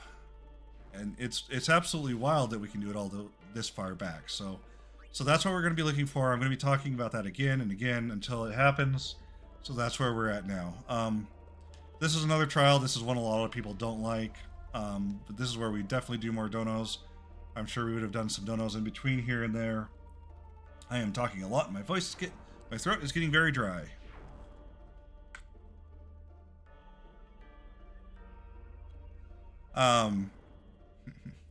Just throw out a donation bait. Raise your hand if you walked all the way down without touching the machine to ride the elevator. Anytime you run a Final Fantasy game, there's a lot of things. What's your favorite Final Fantasy? Who's your favorite Final Fantasy character? I don't know. Something about Eiffel 65 came up during a Final Fantasy run once. There's a lot of stuff you can do to get the chat rolling. Bavel trial, 6 minutes of wasted time. Yeah. That's what it is. It is part of the run, so it stayed in with the cutscene remover. Yeah. This would be dono section for sure. This is the one temple where it is required to get the destruction sphere. There is a secondary optional chest that you can go for, but it is not a destruction sphere. I believe that was an intentional design decision because you need the destruction sphere to unlock the Aeon in the late game, and without it, it would not be possible. So they made it a requirement for this temple.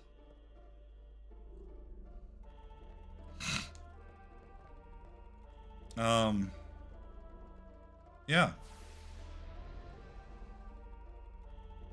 I don't know. This is a chill, downtime, elevator music kind of situation going on.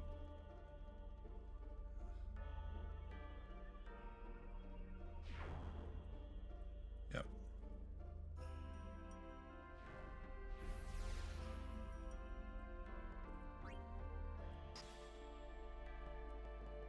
What else to talk about for now? We would definitely be doing donations during this temple. Definitely.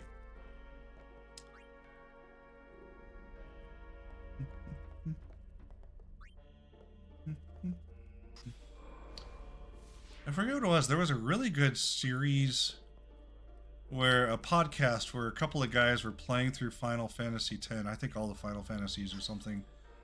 And instead of talking about gameplay and mechanics and everything like that, they were talking about the symbolism in the game.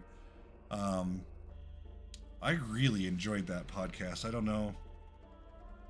I don't know. I don't know if I can find it again, but it was really fun to have them talk about the first spoiler-free section, and then the, you know, for those of us who played it forever and understand the story, all the symbolism there.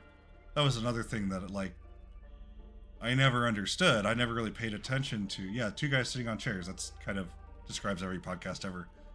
But really fun to have it talk about how even when you walk into the Besaid Temple, the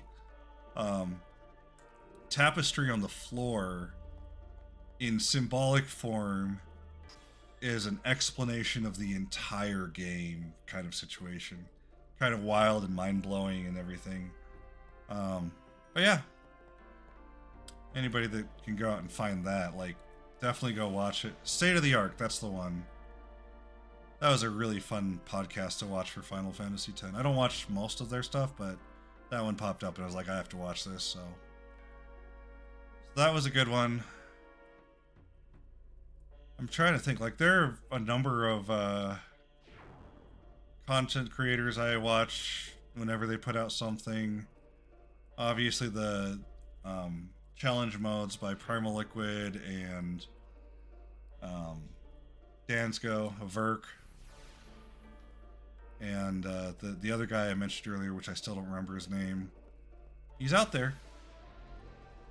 But even just the people playing the game casually 20 plus years after release, the one that came up for me was Cataclysm.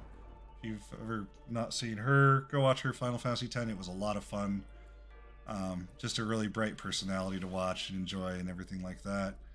And then occasionally speedrunners. I don't often watch speedrunners because it's not that much different from this, which I've been doing for 8 years. Toothless. Yes, we're naming the dragon Toothless because it's a dragon named Toothless. All right, here we go. We are now in the section where, first of all, we're going to make Yuna really strong, and thereby Bahamut and Ixion really strong. And you can see at the top of the screen, that is the array of numbers that I mentioned earlier. So we're starting now to continue down our manipulation path. Each of those represents a different set of things that can happen between here and there. And this is where we are hard locked in on trying to get it to line up perfectly. So we basically walk straight up to the cave, and the first of that monster that appears is the one that we want to take on. So what you're seeing here is 3 major decisions, or 3 major events, basically. The first is whether we are going to get 3 larva encounters right here, right in front of Yuna and Orin right now. In which case, or if we're going to get 2 encounters. We have to kill whatever we get, but we can force a 3rd one if that is preferable over 2, if we wouldn't otherwise get that 3rd encounter. So that is the first one, is whether we get 3 here, and then go through all the events that happen between here and the end, or if we get 2 here and then have to do an extra kill on the high bridge right before the Seymour Natus fight. So that is the first event, and the difference between that is every other of those numbers. So the 2-2, it looks like based on the way this is lined up, that event does not impact how it's going to play out. So that means that whether we get 3 here or 2 here, no items are going to drop, or the items are of no consequence that will drop. So no change there. The second event is whether we want to go to have the, very specifically the boss called Defender X, which is right before we can go into that cave. Whether we want that to have a drop or not, that is also something we can manipulate, which the manipulation for there happens in the Calm Lands, and that is every pair is whether we want it to drop or not. So the first 2 numbers are we would not, I think it's we would not want it to drop, and then the next 2 numbers are we would want it to drop, and so on down the array back and forth. And then the last delineation is the first half versus the second half of this array, which is whether we are going to go take on the Burhan and Yankee fight before going to the cave or after. We want it to be before, not after. So this array is very specifically aligned to the most preferable at the start of the array and the least preferable variants at the end of the array. That's kind of the way that works. And as far as the value of the drop, that's where it's a 2 versus having a 1 versus having a 0.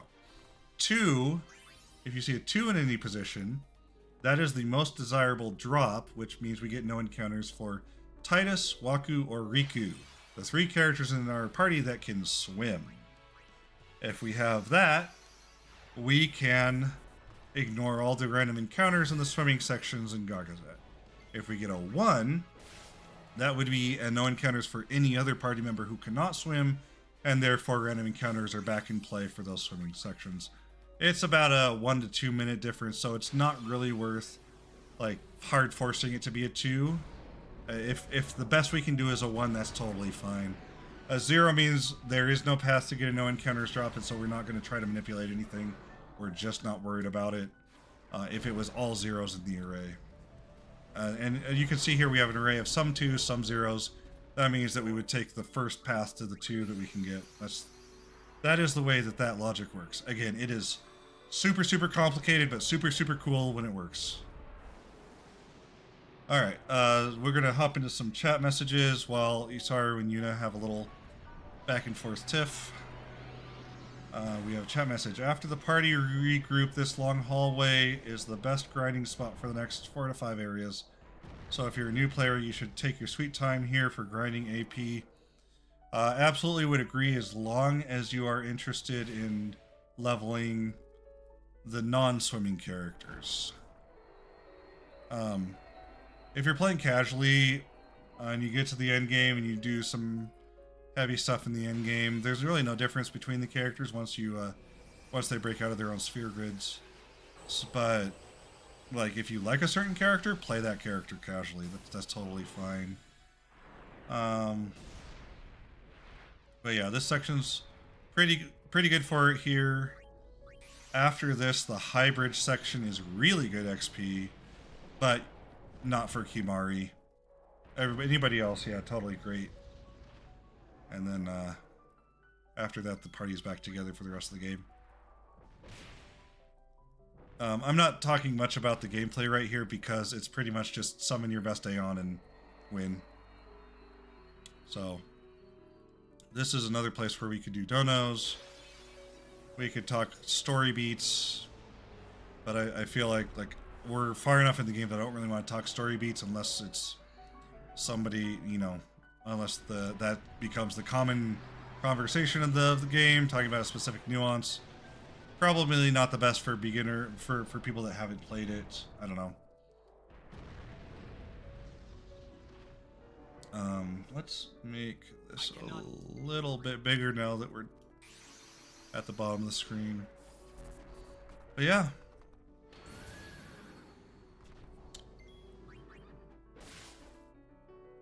Oh, I do want to mention that I did make a mistake, a pretty significant mistake, in the 2022 showcase. At that point, I said that... Oh, nice crit. I said that the Aeons unlocking their break damage limit was based on the temples. That is incorrect. I have a little bit of pride there because years later I see another runner, I think it was... I see another runner talking about that exact thing that I had said, and I was like, oh, I did a bad. I spread a little bit of misinformation into the world, and it's sticking. But yes, I was incorrect on that. It's a totally different mechanic. I'd have to look it up. I believe it's related to the celestial weapons, but it is not based on what I thought it was based on. So... there's my one oopsie from the last stream that I should have rolled back. The chat during that stream was correcting it in real time, so I'm grateful for the people that were there and making sure that that was correct in the RPG Limited Break chat. But unfortunately, it didn't get through to everybody, including myself, until I watched back the stream later and was like, oh no.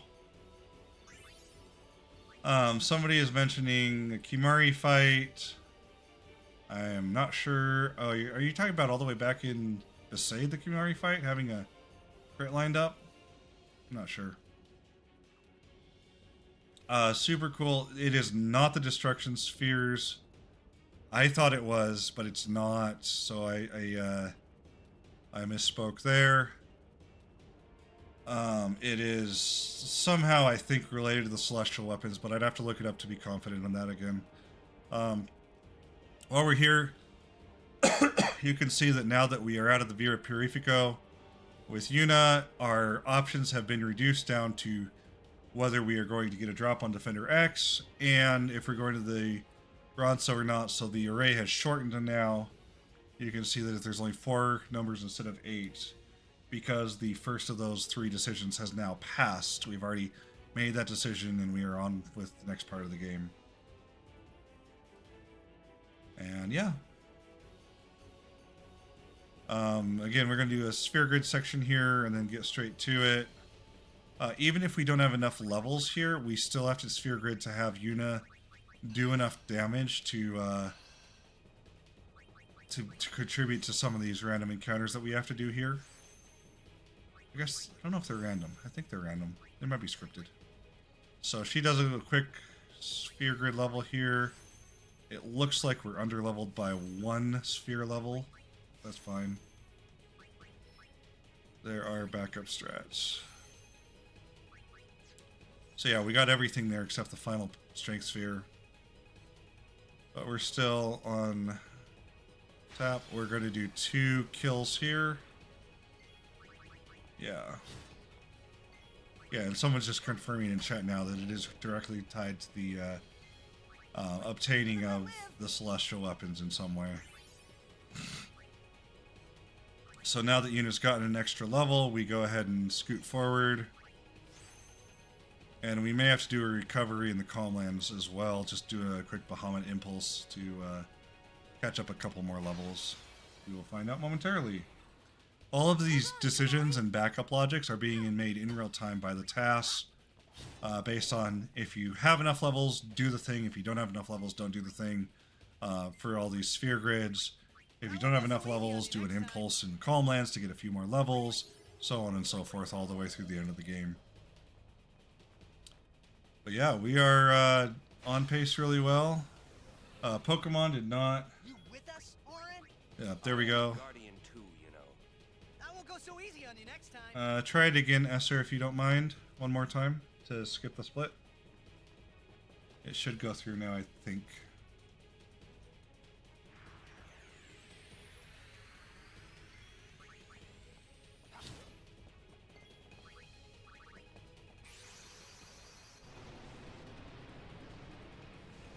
Yeah.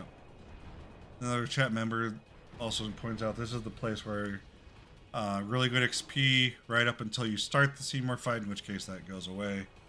So yeah, before that, those mechanical monsters give really good XP drops, so you can farm pretty heavily there. Again, everybody except Kimari, so yeah. Story beat here. This is the place. Yeah, so right here we now have two objectives. The first being to continue working on lining up RNG to get the exact drop we want. And you can see a lot more stuff now on the screen towards that effect. And also, we are often stealing a fire gem here in order to get through Kimari's scripted battle. So the calculations on the lining up RNG does take into account how many gems we need to steal, and then attempts to line it up just so that it will drop at just the right time. Which, based on this, it's saying it wants to go no drop on Defender X, and before the Ronso, so it's basically going to go straight there. I do need to tweak it slightly so that instead of trying to do... Oh, yep, here's Yuna doing recovery strat.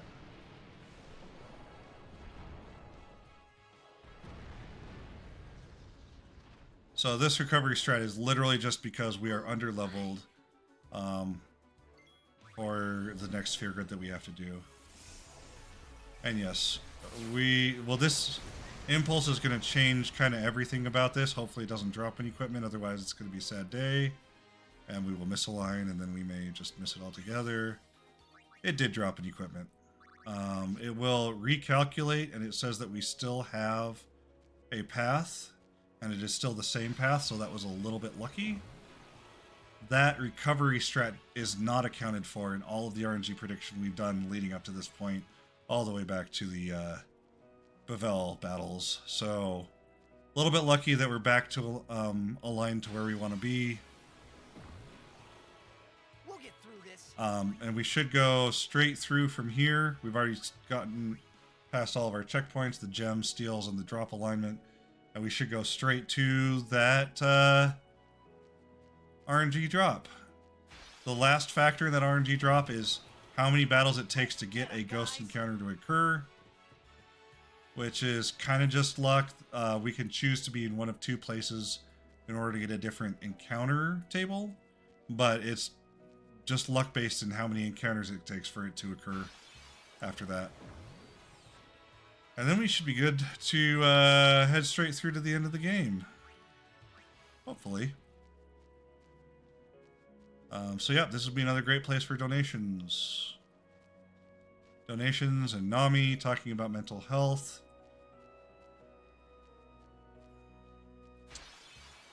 Mental health, something very important to me and my family. I have a family member that is not doing so good on the mental health side currently. She is getting help through some kind of service, and I'm very grateful for that. I had some mental health problems with my last job, and I'm glad to be out of there and back to a more healthy place. So this is a cause that is very, I don't know about dear to the heart, but like it's one that I definitely think is worth promoting and getting more out there and getting people the help they need, as we have a somewhat dysfunctional society, and it's hard to be a functional person in a dysfunctional society, and mental health could definitely help with that. Definitely an important topic, definitely.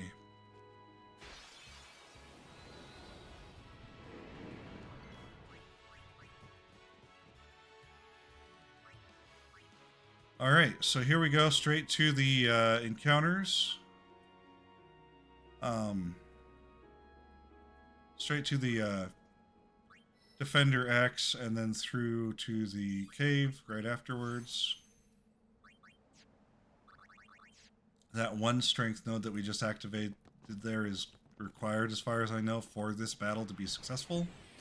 Otherwise, Defender X is stronger than Bahamut, straight up.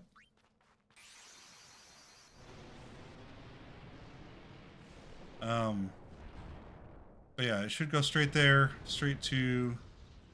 We had plenty of silence grenades, so it shouldn't do any kind of manipulation outside the cave on this seed.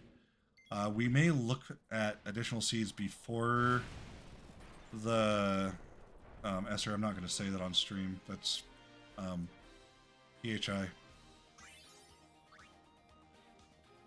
Find a seed that is more interesting for a marathon setting, where we would do maybe some manipulation outside the cave, try to get an extra drop before we go in, something like that. But for now, oh, it is doing something. Is it just okay, so what it's doing here is it's just trying to get some extra RNG advances. That's a fun thing that I would probably talk about if we had more than one battle to do it. But yeah, it's literally just trying to get some RNG advances so that an equipment will drop at the appointed time. But yeah, don't worry about all that stuff on screen. That is a work in progress at the moment and not working completely correctly. I still have to improve that a bit more. But at this point, it is determined that we will get 2 not ghost encounters followed by the ghost, and then be able to get back on our journey. And we're already lined up for that. Here I will actually talk about the way that we kill the ghost in order to get the no encounters. Depending on if we kill a monster with a player character or with an Aeon, we can have 3 possible outcomes for who it drops for. This gets into like it being preferable to drop for Titus or Titus, Waku, or Riku.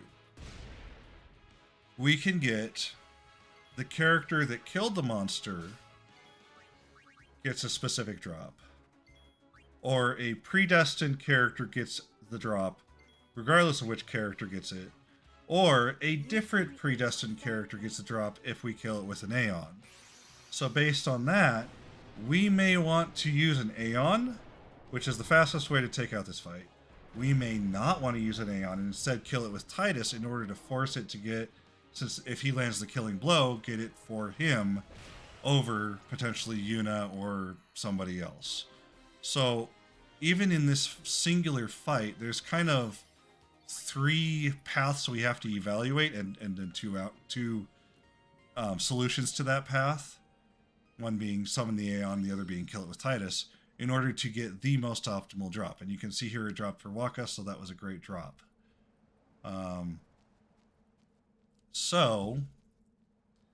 Even within that battle, that is a heavily branched battle in order to say, try to do all these different things in order to get it to drop, in order to get the right thing to drop, and so on.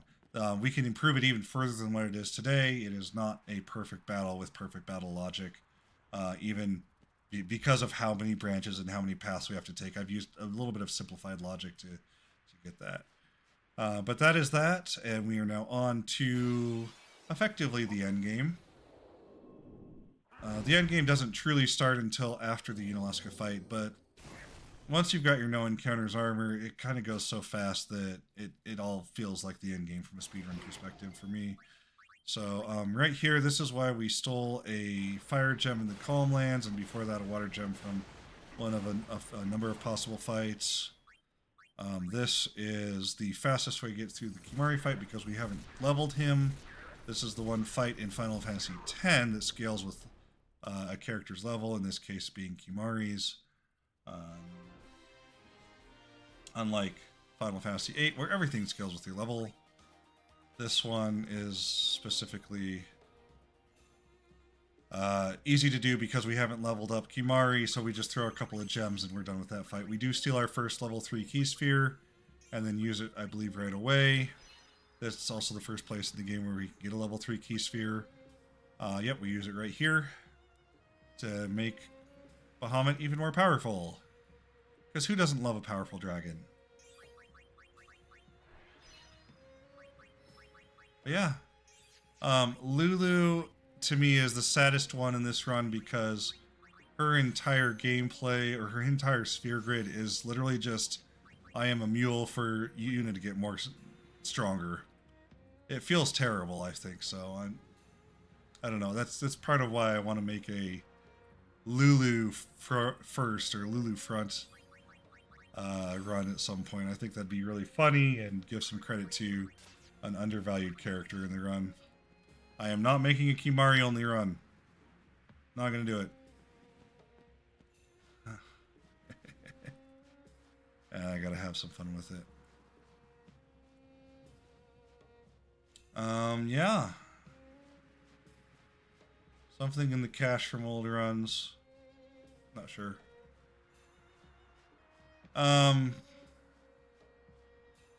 There's kind of a long section between this point now and when anything interesting really happens. Even the Seymour fight isn't that interesting. So I think what I'll talk about now is how the run has changed since the last time we ran it at a major event. The last time being the 2022 RPG Limit Break. I believe at that time we did not have Terra Skip, so that is the most obvious one, is that we rerouted based on Terra Skip, and there are a lot of things that changed with that. In general, we stay with the speedrun community and continue to use the strategies that they would use as well, enhanced with our ability to, in real time, identify what's happening in RNG. And so when Terra Skip was found, I spent a lot of time rerouting, and even the Sandragora skip after that, I think that was after, rerouting and making changes to the routes and everything like that. And yeah, that is the most obvious one. But in addition to that, the no encounters manipulation has had major changes, significant changes. The battle logic leading up to that has been changed and could continue to be changed and improved further. And in Blitzball, similarly, I did a full refactor on Blitzball, how that was done. I'm using the same strategy, but completely refactored logic. And that also could be significantly improved, as we saw today from this run, in some of the nuances and factors throughout the run. By the way, if Bahamut crits there, we end immediately, so it's a little faster. So if we can line up a crit there, that's really cool. If not, no worries. So those are some of the major changes. And then minor changes have been a lot of the RNG prediction and RNG manipulation. If we're going to crit, making a small change to a battle so to accommodate that crit, especially the Seymour battle. I believe I changed so that if the last...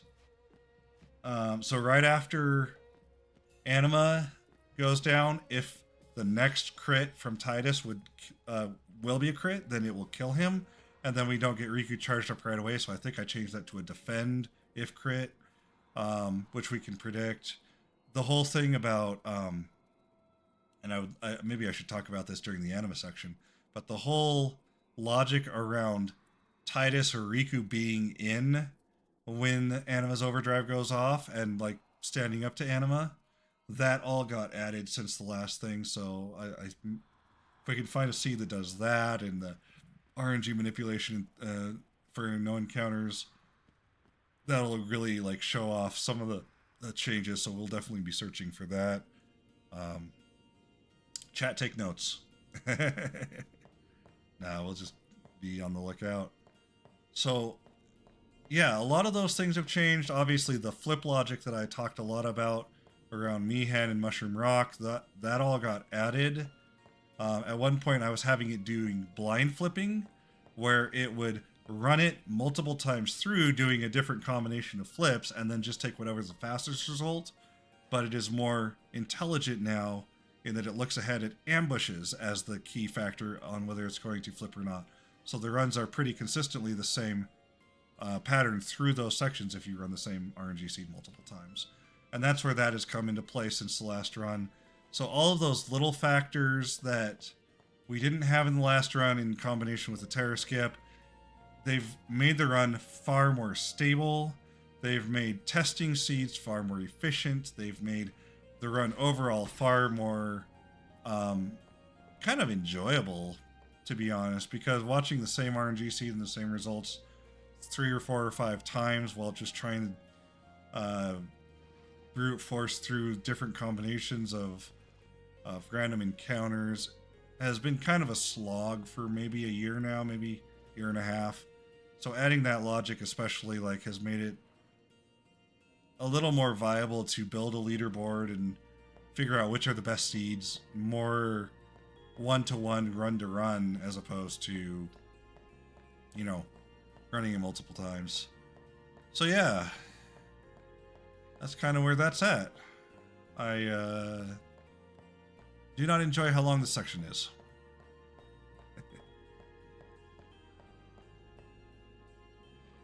Occasionally I'll get bored of doing the Final Fantasy X TAS, and I'll go do like one-off phone games that you can play, or Steam games. Not too many Steam games. Or like I think I mentioned earlier, the Marbles on Stream. I added that one because it'd be a fun way to see who chooses the next RNG seed that we're going to run with the next run. And the community is able to participate in all of that through the Twitch chat on my stream. It's just really fun, really cool. Yeah, that's but yeah, one of the ones I've actually spent considerable amount of time in is Yu-Gi-Oh! Duel Links. I don't know why. I'm a sucker for card games, I guess. So I've made it so that Yu-Gi-Oh! Duel Links has a fully functional, not very good, but fully functional Exodia deck that it just runs constantly on my laptop in the garage. I'm actually using that to test the quality of monitors and longevity of monitors. Just using a Yu-Gi-Oh! Script, Yu-Gi-Oh! Game. It has about a 27% win rate, which, if you played that game, is really good for an Exodia deck. Really good for a bot that knows nothing about the game except its own Exodia deck. And yeah, occasionally I'll go in and like build on other decks, but not very often. It's just fun to Exodia people. Yeah, I would spend more time talking about this, but unfortunately chat's become a little quiet, so I'm running out of topics. I think we've kind of got the cadence down. We would definitely be doing a lot more donations and talking about Nami and you know, the usual stuff that we do during a run. But unfortunately, at this late phase of the game, the run tends to become summon Bahamut and finish the fight, and then summon Bahamut and win the battle. Occasionally it's summon Bahamut and attack. Ooh. That is a problem.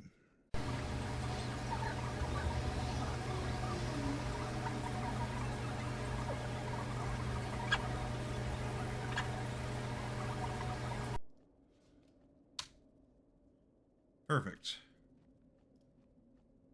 Alright, we are back online. I was able to reload the map without restarting. I may actually be able to program that straight back into the task so that if we do get that stuck state, it will capture it itself and then unstuck itself. That is something we are capable of, but hadn't considered in the past for this run. So, welcome back, Submission Team. Appreciate you guys. We are back online with the heading into the Xanarkhan section, which is another place where we try to do some RNG manipulation. There are two treasure chests we can choose to or not to pick up, one holding a luck sphere and the other a fortune sphere, and then we can choose to put those on Yuno or not for guaranteed success in the end game, or potentially an game over in the end game. And at one point I had some predictive RNG logic working, but it was unstable, so it has been taken out. We just always pick that up at this point. That's something I maybe will revisit in the long-term future, but not before the event. Yeah. That has to do with entirely hit chance and hit tables and chance to miss. I think chance to crit is in there somewhere too, but that's where that is at, so. Yeah.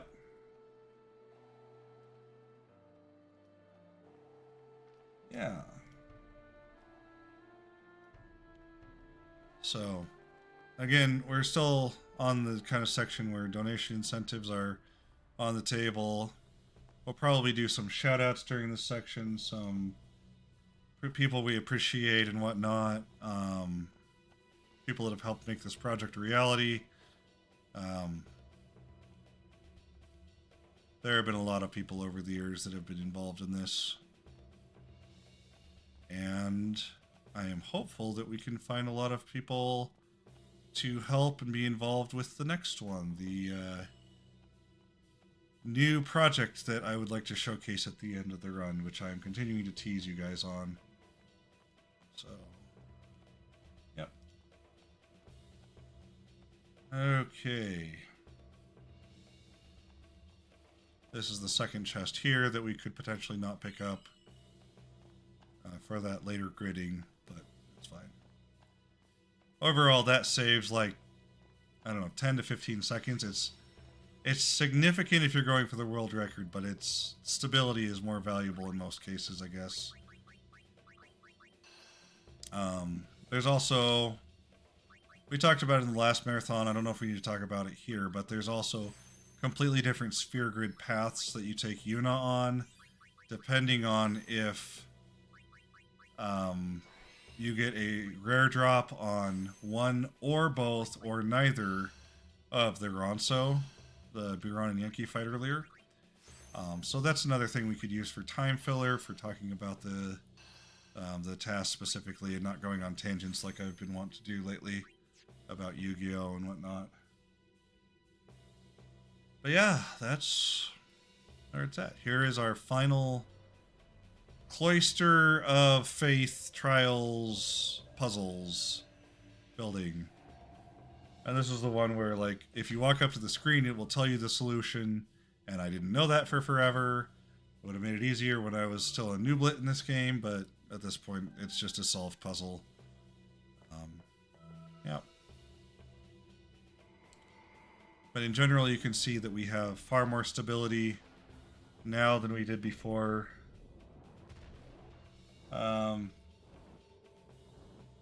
The chat is now lamenting that we are 5 minutes behind PB. That's going to get worse because of that stuck that we had a second ago. So hang tight, chat. We're in it for the long haul now. Yep. But I will definitely get that programmed up. That should not be difficult to add some kind of a check to see if we have stuck ourselves or not while we're trying to load into a map. I have a method in mind for that. I've had a method for probably 6 months in mind, but haven't implemented anything just because of life has been a roller coaster the past 6 months. Let's just say that. I am glad I am where I am now. I am glad that I have the time and the resources to commit to putting together this submission and potentially coming out in May to run this. I am glad that life has changed in the last 6 months significantly. Oh, this trial takes 5 minutes. Yes, this is one of the 2 big painful trials. Well, 3, I guess. But Makalani is not fun because it's hard to solve for a lot of people. Thunder Plains one, it can be not fun because it's hard to see what you're looking at.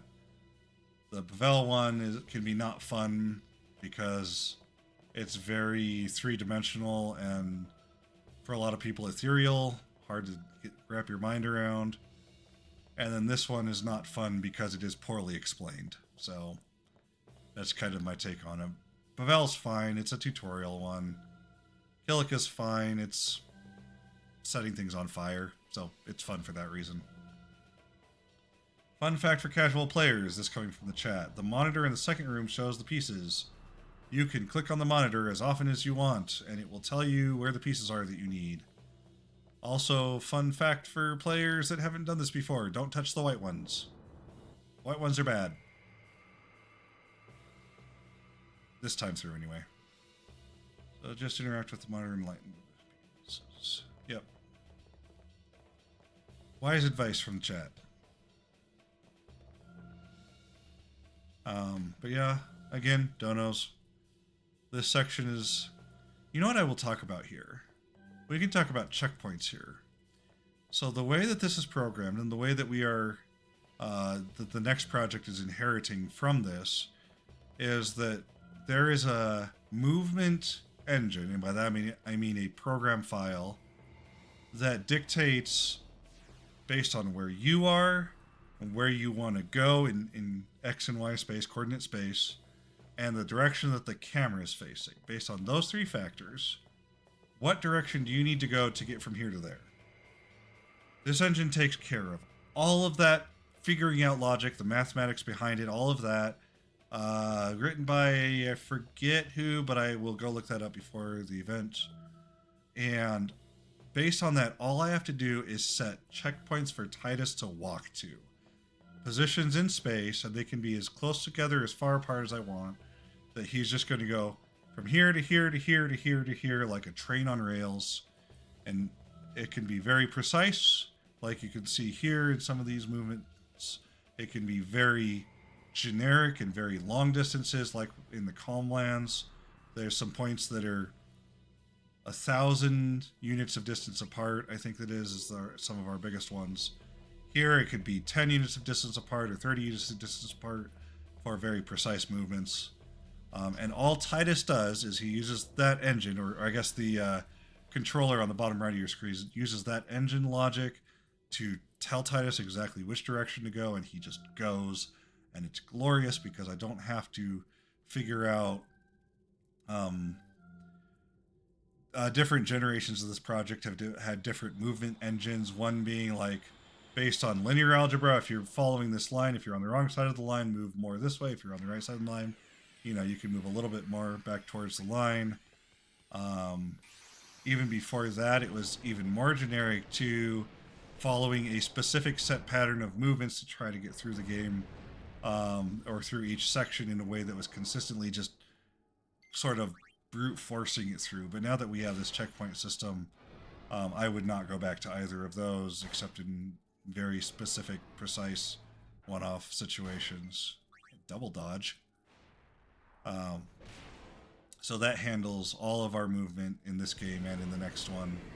It's just literally an engine that says, you are here, go there. This is how you move the stick to do it, and then it just goes. It's glorious. But you will see that again in the showcase and in pretty much every project that I do from here on out. The showcase does use both the left and the right stick at the same time to move in to move and aim in three-dimensional space towards predetermined checkpoints, which I will show off later. Some of you in the chat already know what this is. Some of you have already seen it. It has not significantly changed since the last time I showed it on stream. I may be able to put more time into it given the career change, or I guess job change. So I am hopeful that we can maybe do more with it, but it will certainly not be a complete project by the time we get there. Get to the showcase. So, yep, that's where we're at. But I'm excited to show that to you guys. Excited for what is still to come.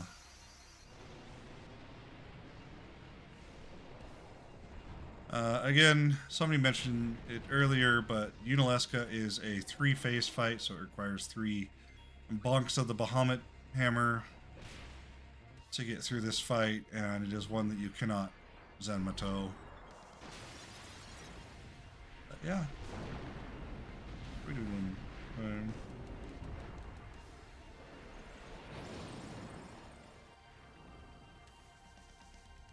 This is kind of the last story fight before the world opens up to the end game and all the end game stuff and all the end game bosses. So this is kind of the last fight that is aligned across all our different variants on how we do it. From here, so some of our routes, there is no difference between the CSR version and the classic percent that we run.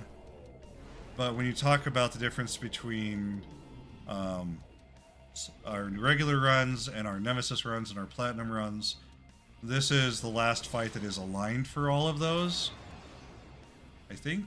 Well, I guess the Sin Core, the Sin's Arms and the Sin Core fight, those are also aligned. Those don't really feel like bosses, but I guess they are aligned. But yeah, as soon as we get inside Sin for the first time, those longer variants on the run immediately like go to the save sphere, get back to the airship, and then start power farming immediately for the optional end game power bosses, super bosses. So that's where we are like, there is so little literature on platinum percent that we're basically making it up as we go. Blitz dodges, yeah, so blitz dodges, and there's maybe one or two other pieces where we side quest in a sense in order to do the nemesis and the platinum stuff. So that is kind of like where it's side quests, but then it gets right back on track after it's done dodging however many lightning bolts or doing whatever else we're doing in the early game that are part of platinum but not part of classic. But yeah, after we get inside Sin, it's just a hard pivot for Nemesis and Platinum to, now we're going to go get some more capturing done, and now we're going to get a overdrive to AP weapon, and now we're going to power level for, I want to say 8 straight hours on just monsters and have only one interruption for doing better equipment and stuff like that. And it's those long runs get very tedious around the capturing 10 of everything point. At that point, it's just hours and hours and hours of capturing, and there's no way around it except to cheese through boosters, speeding up the game, or through doing other not appropriate things like changing however many we've captured, plus the power leveling side of things and whatever that we have to do for Platinum. Those are the things that make it a very, very long run. Power leveling and doing 800 and something sphere grid nodes for 7 different characters.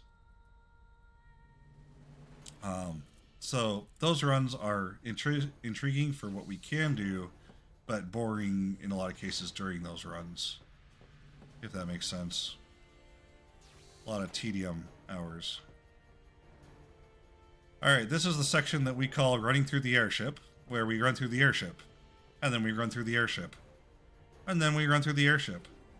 And then occasionally when we're running through the airship, there's a boss that we do, and then we run through the airship. It is a section of running through the airship.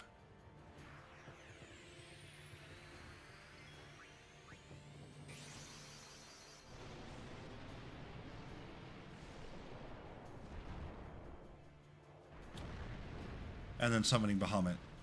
And then doing Bahamut things, and then running through the airship. But, yep.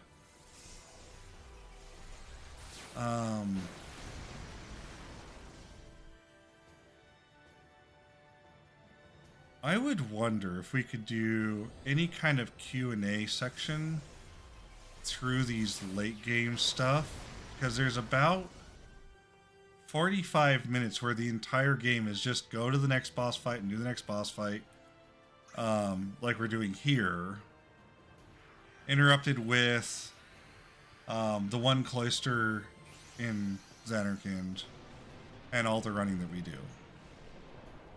We could obviously do something through the through donations and donation incentives. I don't know. Yeah, so donation incentives. The one to follow this run is the secondary run, and then the other donation incentive would be naming of Titus, Ixion, I guess Valifor, and Bahamut. We could name those 4. We did that last time as well, and the mechanic hasn't changed, but it's actually functioning now. So if we could do that, those are the 2 core donation incentives that we'd be looking at. I think the bigger one is obviously the showcase for the next game. But those are the ones that I would want to do during the actual run, is the naming of the Aeons. Potentially we could do the laughing scene. Potentially we could again do the skips showcase that we did last time. That one, I just don't like doing that one because I don't care for the scene. It was very impactful when I played the game 20 years ago. Now it's just grating. I don't know. To me, anyway. I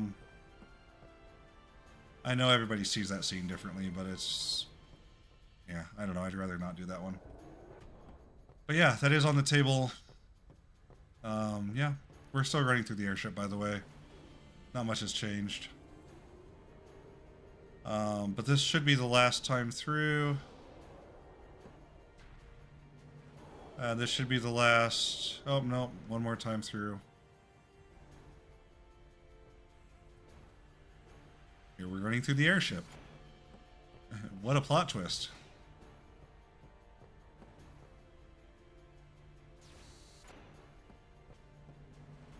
And yeah, those are the donation incentives.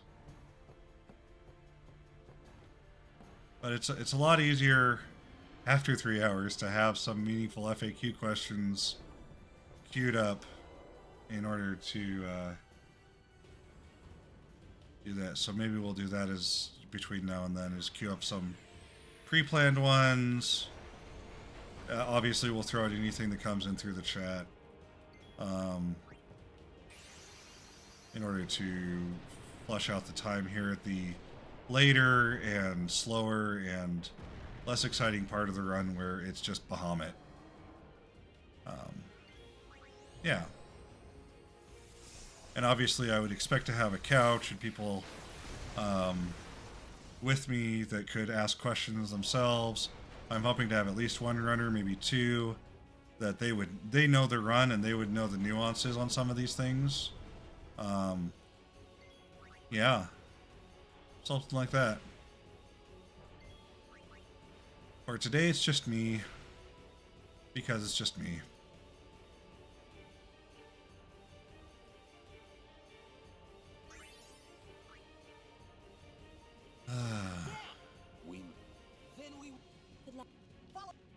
This is... Inside Sin is kind of the last random encounter area, but because of no encounters, we just run through it. The Seymour fight is the last real place where there's a chance for something to go off the rails. Right here, we could have Titus miss on an attack, and in that case, there's backup logic where we try to Riku overdrive and Yuna do some kind of magic to keep us all alive, and then Titus tries again. And if he's successful on the second one, we're fine, but if he misses a second time, then we basically game over. In theory, we can have Bahamut miss. Again, if we didn't get that extra luck sphere, that is an instant game over and reset. The TAS is programmed, if we do get a game over, to use that in order to soft reset the game, which is part of how the game is coded anyway, and then reload the autosave here and in many other places in the earlier in the run. So it will not end the run if that occurs, but it's just kind of frustrating to see this late in the game when we're this powerful. Just the unlucky chance to miss ending the run kind of a situation. Obviously that would be more devastating to a runner that was on pace for PB kind of situation. But yep, here it is. That was not a miss, so we're good. And then we summon Toothless.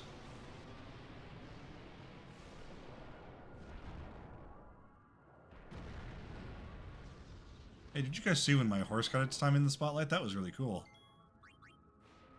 And then no miss here. Yep, that's a guaranteed overkill. Based on how strong we have become.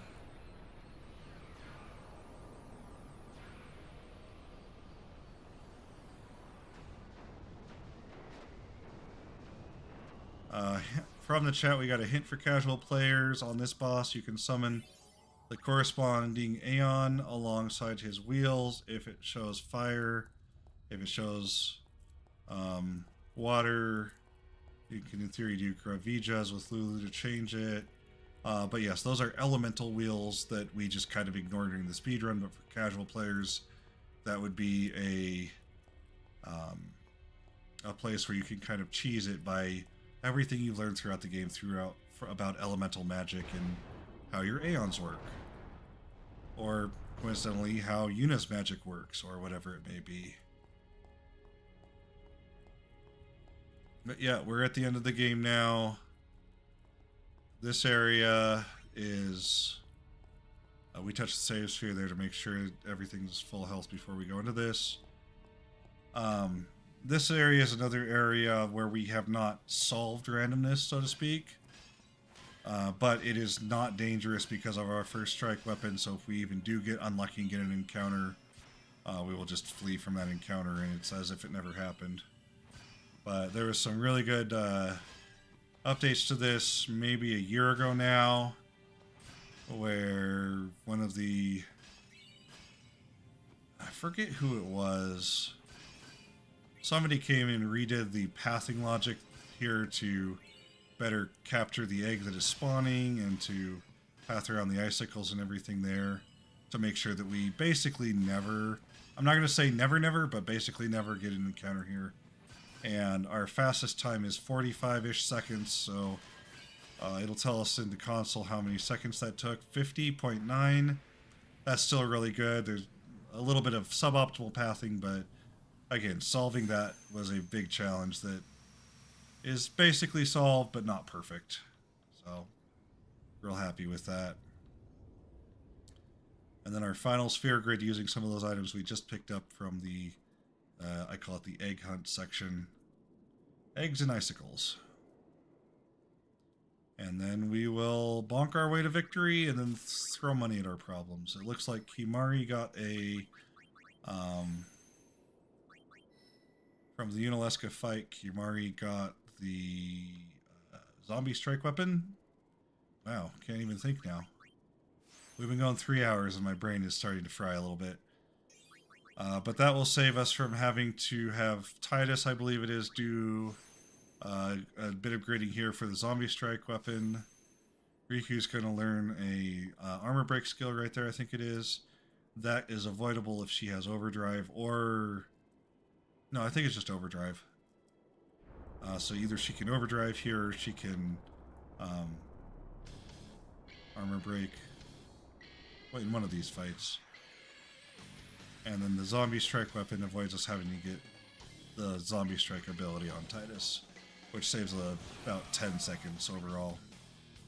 So there is Riku doing armor break, and now Yuna comes in and summons Bahamut. Titus did the talk command in order for the boss to take less turns. The boss does things like sitting there thinking about what Titus said. I don't know, it's a story mechanic that benefits us in battle. But we have to bonk him, I believe it's 3 times total, I want to say. Because the second phase has 120,000 damage, and that's a little over the damage limit for Bahamut.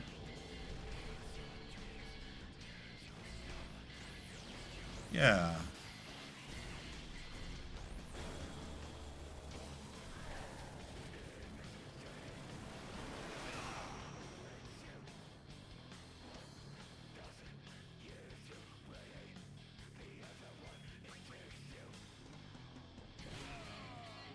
If you're into heavy metal music, this is definitely the soundtrack for you. This boss fight in particular. Same battle music at the start of the game. Yes, and Chad is pointing out that we want Jet Beam here if we can get it. It is a faster animation, and that is the entire reason we want it. But it looks like we're not going to get that. That is a slower animation, so not so desirable. It does not change the actions that we take during this battle. It's literally just faster.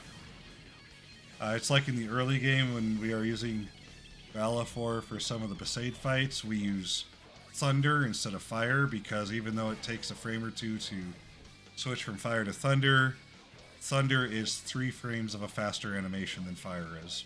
And that's the entire reason why. Stuff like that some of the speedrunners have analyzed and optimized incredibly well, we follow along with. Alright, we are now in the final split of the game, where we must summon each, and the game crashed. and the game crashed. That's amazing. That is perfect for this submission. So I am going to say that that is the end of the Final Fantasy run. Because I do not want to load it up simply for that ending sequence as well.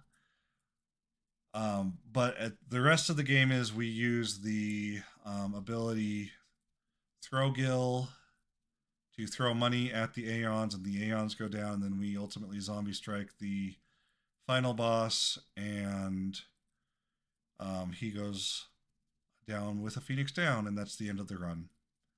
So that is going to be the end of the primary submission. Thank you so much for this, for considering this for submission for RPG Limit Break this year, for those of you that will be making that decision. And I am going to set up now and then move into the submission for the showcase, which you will see momentarily on the edited version of this video. So just a moment here, and I'll be right set up to go again. Hello, RPG Limit Break submission team. Appreciate you guys again. This is my showcase that I would like to have be a donation incentive at the end of the Final Fantasy X run. And it is, as you can see from the screen, Mass Effect Legendary Edition, again running based on TAS technology, the technology that we started with Final Fantasy and have now moved over here. Because this is C++ code instead of Python code, I have a slightly different way of launching it, but it should not be difficult to get going. In theory, we could make an executable file that runs on its own when we get to the event. So here we go. We're going to kick it off right now. Why are you not kicking off right now? There we go. So I have launched it. I have also then now focused the game. So the game is running. The TAS is in control, and we should see it start to move. There we go. And we are online and ready for tassing. Classified information requested. Runners of this game tend to load into a file right before first movement. That is totally fine. I, for this showcase especially, have chosen to run it from the very, very beginning of the game, the splash screen that you saw at the start, and that is because we get to do some fun stuff like making a custom, different every time female shepherd. Everything about her will be chosen at random. I have excluded a few things that keep her from becoming a complete monster. There is an image on my Discord of one of the randomnesses that just went completely awful, and so she can look pretty terrible, but that's part of the fun of being able to do it this way, is we can introduce some randomness of our own into the thing. Here it goes. It's going to go down here to code and then just replace it with a randomly chosen code. And there's our shepherd for this run. It will be a different shepherd every time we run it. That's, again, part of the charm of it.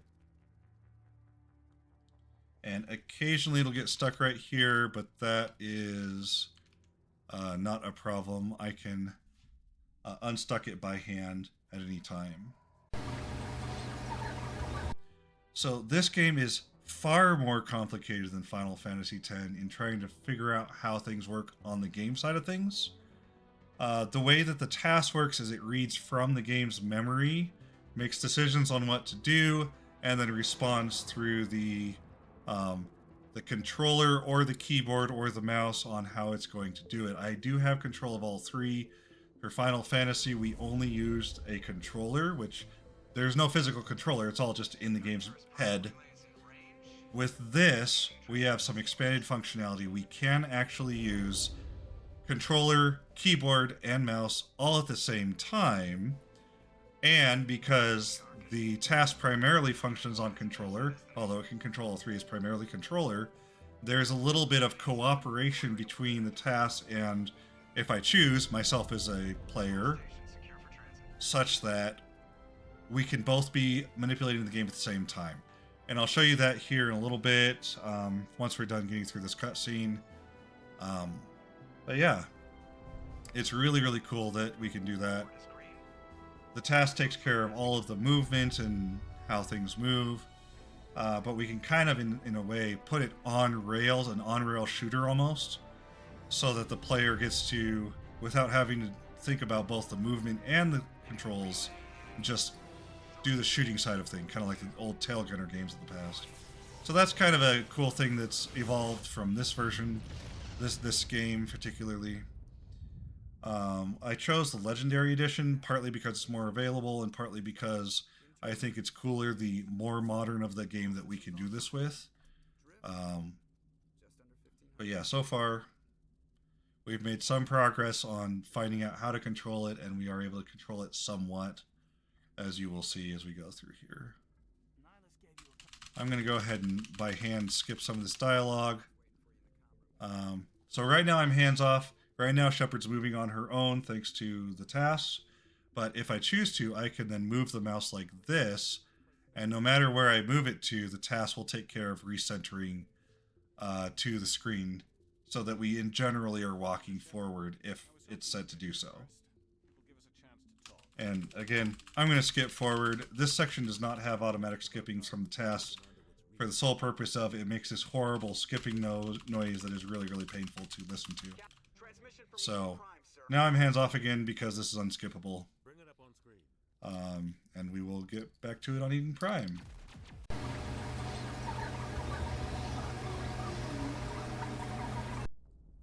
Your team's the muscle in this operation, Commander. Go in heavy and head straight for the Alright, and again, I'm hands off here. Totally hands off. When there are some dialogue wheels that'll come up here, and it takes care of all of that. I am not touching it at all. In theory, once we know more about the game and how the game runs, I'm keeping my hands up here for proof, we would be able to make more meaningful decisions, Paragon and Renegade, and whatever it is to try to get the most optimal pathing and outcomes from each conversation. So I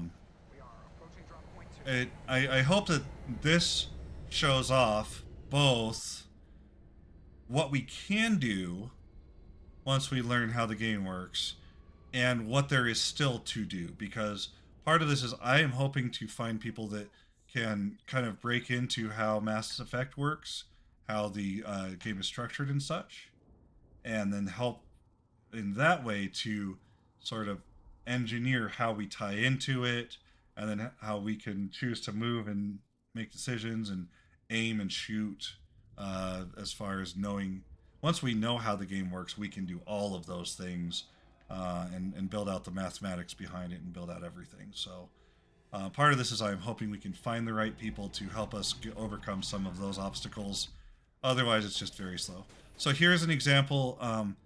Shepard is still on rails and still moving without my influence, but I can choose to turn around and take shots at those monsters, take shots at that guy and that guy. So even though the task is handling the movement, I am handling the shooting, and that's a cool thing that we can do with this iteration of our task logic.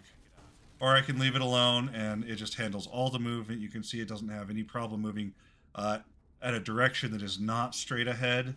Final Fantasy X was limited to, I believe it's 8-directional movement on a 2-directional plane. This is effectively unlimited directional movement on a somewhat 3-directional plane. So there's a lot more we can in theory do with this, and the math is a lot more precise, and the movement is a lot more precise here. So yeah, bad day for that guy.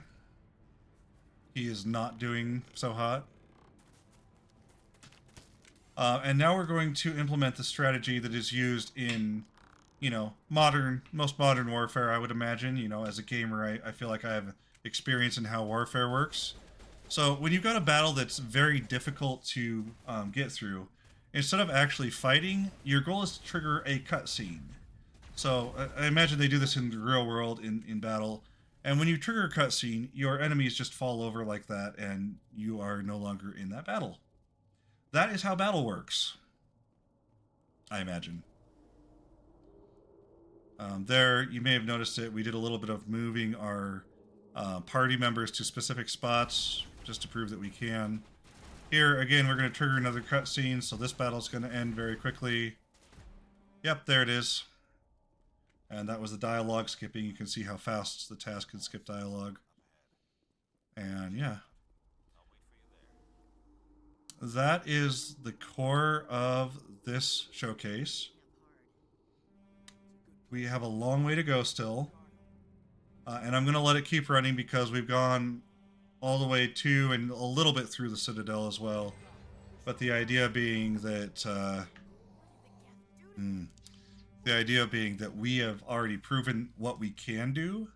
And I don't know, I don't think we've proven anything we can't do. Mostly what we can do and like where we can go next if we find the right people to help us work on this and to get through. There goes a grenade.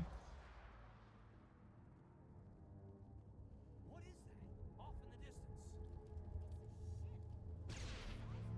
distance. And again, this section, in theory, we could be aiming and firing once we know where everybody's at in space. But for now, we are just using our tactic of trigger cutscene and all the bad guys are donezo. Here, I'm going to do a little bit.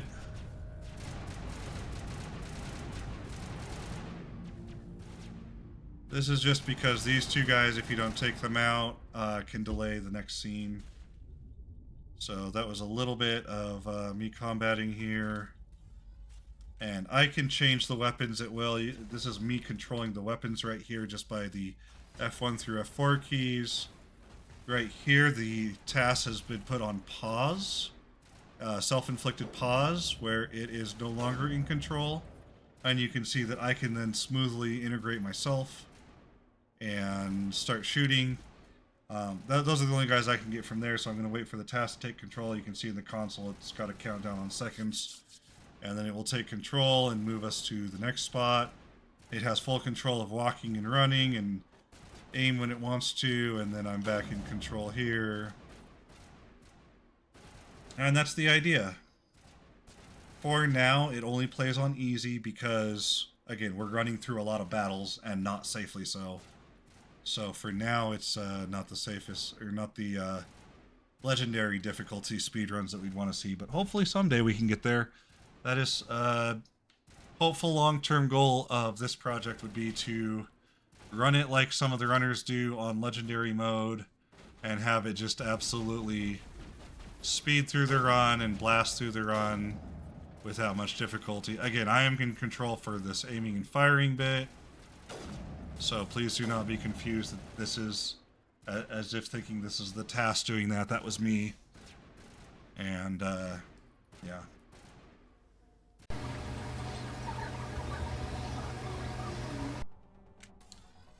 Alright, and we're back. So, in this section, there are certain certain enemies that you basically do have to kill in order to get through the area successfully. So, since the task is in a very early stage of development for this, we're going to rely pretty heavily on Ashley and Caden to take care of the enemies. There are certain spots where if I was choosing to be completely hands-off, the task will, again, stop and just not do anything until for a set amount of time with the expectation that those enemies will go down. But again, it also showcases that I can take control at those times and kind of sort of helper the task while we are still trying to figure out how the task works. That being one example there. But for defusing the bombs, each of them basically has a safe zone where you can't die on easy mode. So we kind of just wedge ourselves in those safe modes and then move on to where we need to be. And this is me in control again, just to make sure we don't have any problems for this showcase. And now that I'm going to leave it here for the task to take control again.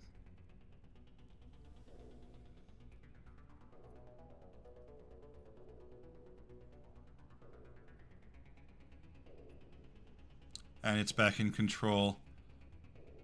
Again, showcasing that you can move forward and backwards and sideways, all without messing up the camera.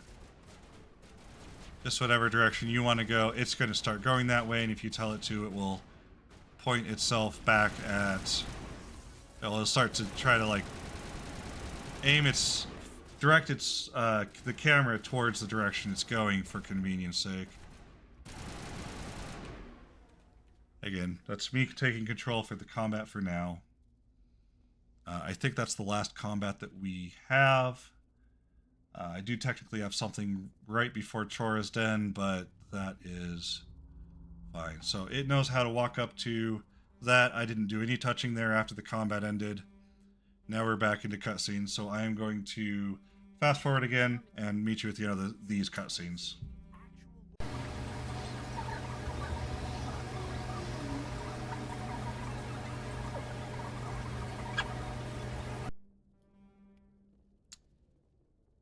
Alright, and we're back with a short pathing section, but this is, like, we literally just walked to the cockpit, so I'm going to fast forward again, back up to until we are on the Citadel.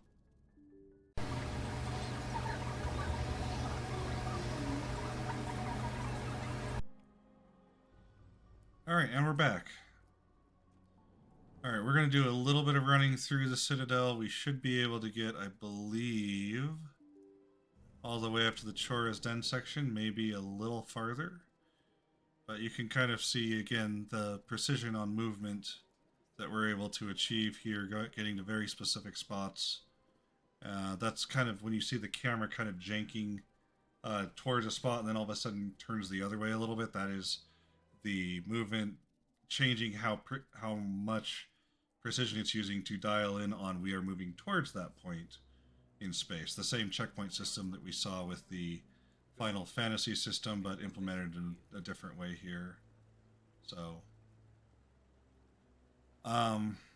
here, if you're familiar with the story, this is where we find out that there are some bad guys in the universe, how terrible, but we aren't ready to be a Spectre, which is kind of the ultimate undercover ops kind of situation going on. So, and instead we should probably go inspect this or that or whatever it is. You know, it's been a long time, and the bad guys aren't really the bad guys yet in the story. The council doesn't like us very much. It's all good. But, you know. And right here we head down to Chora's Den, and we'll see how well, if all that works. I may have to take control again on some combat. But yeah, no problem there. It's actually kind of awesome how fast we can skip dialogue, because it is literally every time the game's frames advance, which I believe is 60 frames per second, we are toggling on and off the button that does the dialogue skipping. So every 2 frames, I believe it is, we are skipping dialogue at that rate, which is awesome. Versus the human runners, which I don't believe could achieve quite such good rates of dialogue skipping. But that's okay.